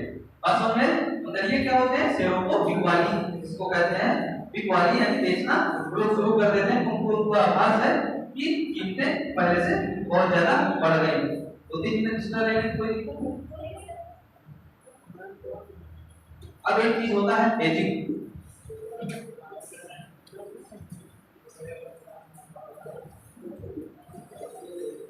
हेजिंग क्या है, क्यों शोर हो रहा है, दिक्कत है क्या? हेजिंग क्या है? तो हेजिंग में भी क्या होता है, जैसे मैंने आप लोगों को म्यूचुअल फंड बताया, मतलब क्या होता है कि जोखिम से बचने की क्रिया को क्या कहते हैं, हेजिंग कहते हैं। बस यही एक लाइन इसका कहना है कि वित्तीय बाजार में जोखिमों से बचने के लिए जो हम मतलब क्रियाएं करते हैं, जो हम क्रियाकलाप करते हैं, उसी को क्या कहते हैं, हेजिंग कहते हैं। हेजिंग क्या कहलाती है, क्वेश्चन भी आप लोगों को पूछता है कि जोखिमों को वहन ना करना है, जोखिमों को रिस्क को कवर करना है, रिस्क जोखिम को अपने कम करना क्या कहलाता है, हेजिंग कहलाता है। ठीक है, जी क्या कहलाता है, रिस्क को या जोखिम को क्या करना, कम करना। ठीक है, अब एंजल इन्वेस्टर्स का नाम है, आप लोग हेजिंग को समझ गए ना, हेजिंग क्या होता है कि जोखिम को कम करना। ठीक, फिर एक चीज है आर्बिट्रेजर, इसकी हिंदी आर्बिट्रेजर ही होती है। ठीक है, शेयर मार्केट में एक चीज है, बहुत सारे शब्द जो है उनकी हिंदी नहीं, इसको जिस नाम से जाना जाता है उसको उसी नाम से जाना जाता है। ठीक है, तो आर्बिट्रेजर क्या होते हैं, देखिए उनको थोड़ा अच्छा लगेगा। आर्बिट्रेजर क्या है कि जो जैसे विनिमय दरों में मान लीजिए कि अमेरिका में क्या चल रहा है, अमेरिका का जो स्टॉक एक्सचेंज है उसकी कीमत ज्यादा चले, या अमेरिका का जो एक्सचेंज रेट है उसमें विनिमय दर क्या है, अधिक। विनिमय दर किसी दिन जब पढ़ाऊंगा तो बताऊं तो विनिमय दर क्या होती है। आप लोग ऐसे समझ लीजिए कि कोई भी ऐसा इंस्ट्रूमेंट है या कोई ऐसी संपत्ति है जो क्या है दूसरे देश में क्या है, जैसे डॉलर का और इंडिया का रेट है, तो डॉलर क्या है, मान लीजिए इंडिया में 82 रुपए में, पाकिस्तान में क्या कर रहा है 84 रुपए। ठीक, आर्बिट्रेजर जो होते हैं वो क्या करते हैं, 82 रुपए में इंडिया से डॉलर खरीद लेंगे, 82 रुपया देंगे और पाकिस्तान में जाएंगे बेचेंगे, और जो प्रॉफिट होगा उसको प्राप्त कर लेंगे, वो क्या कहलाता है, आर्बिट्रेजर। आर्बिट्रेजर क्या होते हैं, जो विनिमय दरों में ऊंचा वजन होता है उसकी उन गतिविधियों के द्वारा लाभ बनाते हैं। हम देखें क्या है कि ऑनलाइन ट्रेडिंग के नहीं देखें कि कहां पर क्या है, कीमतें कहां शेयर फंड की गिर रही हैं और कहां पर बढ़ रही हैं। तो जहां पर कीमतें गिर रही हैं वहीं से खरीद के, जहां पर कीमतें बढ़ रही हैं वहीं जाके बेच दीजिए, ये कहलाता है आर्बिट्रेजर। ठीक, समझ आया आर्बिट्रेजर क्या है। अब एक चीज बता दे रहे हैं, राउंड ट्रेडिंग क्या है, इनसाइडर ट्रेडिंग क्या है, शायद किसी दिन और आएंगे बता देंगे, काफी टाइम हो रहा है। एक चीज बस याद रख लीजिए कि लार्ज कैप क्या है, मिड कैप क्या है, स्मॉल कैप क्या है, ये क्वेश्चन पूछता है आप लोगों से। बीसीएस एग्जाम में अक्सर पूछ लेता है कि लार्ज कैप क्या है, बीसीएस है, बीसीएस लेवल की कोई भी एग्जाम है तो पूछ लेता है। ठीक है, इसीलिए इसको लिखा जाएगा। देखिए 10,000 करोड़ रुपए से अधिक संपत्ति जिसकी है उसको क्या कहते हैं, लार्ज कैप। ठीक, 10,000 करोड़ से, ये करोड़ है सब, ठीक है।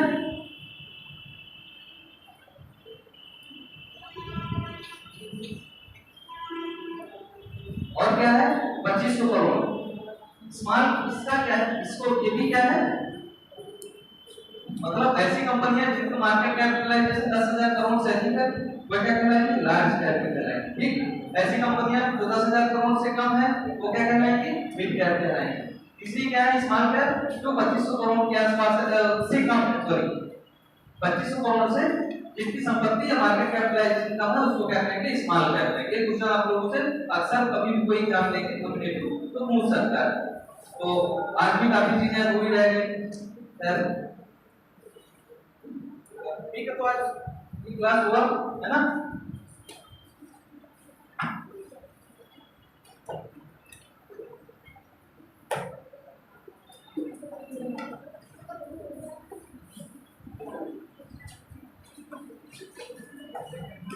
अभी जब आप लोग एक काम कर सकते हैं कि हमारी क्लास में कम से कम आप लोग डिमांड कर सकते हैं, मान सकते हैं कि भाई नहीं सर, आप कह दीजिए, मतलब आप कह दीजिए कि इतने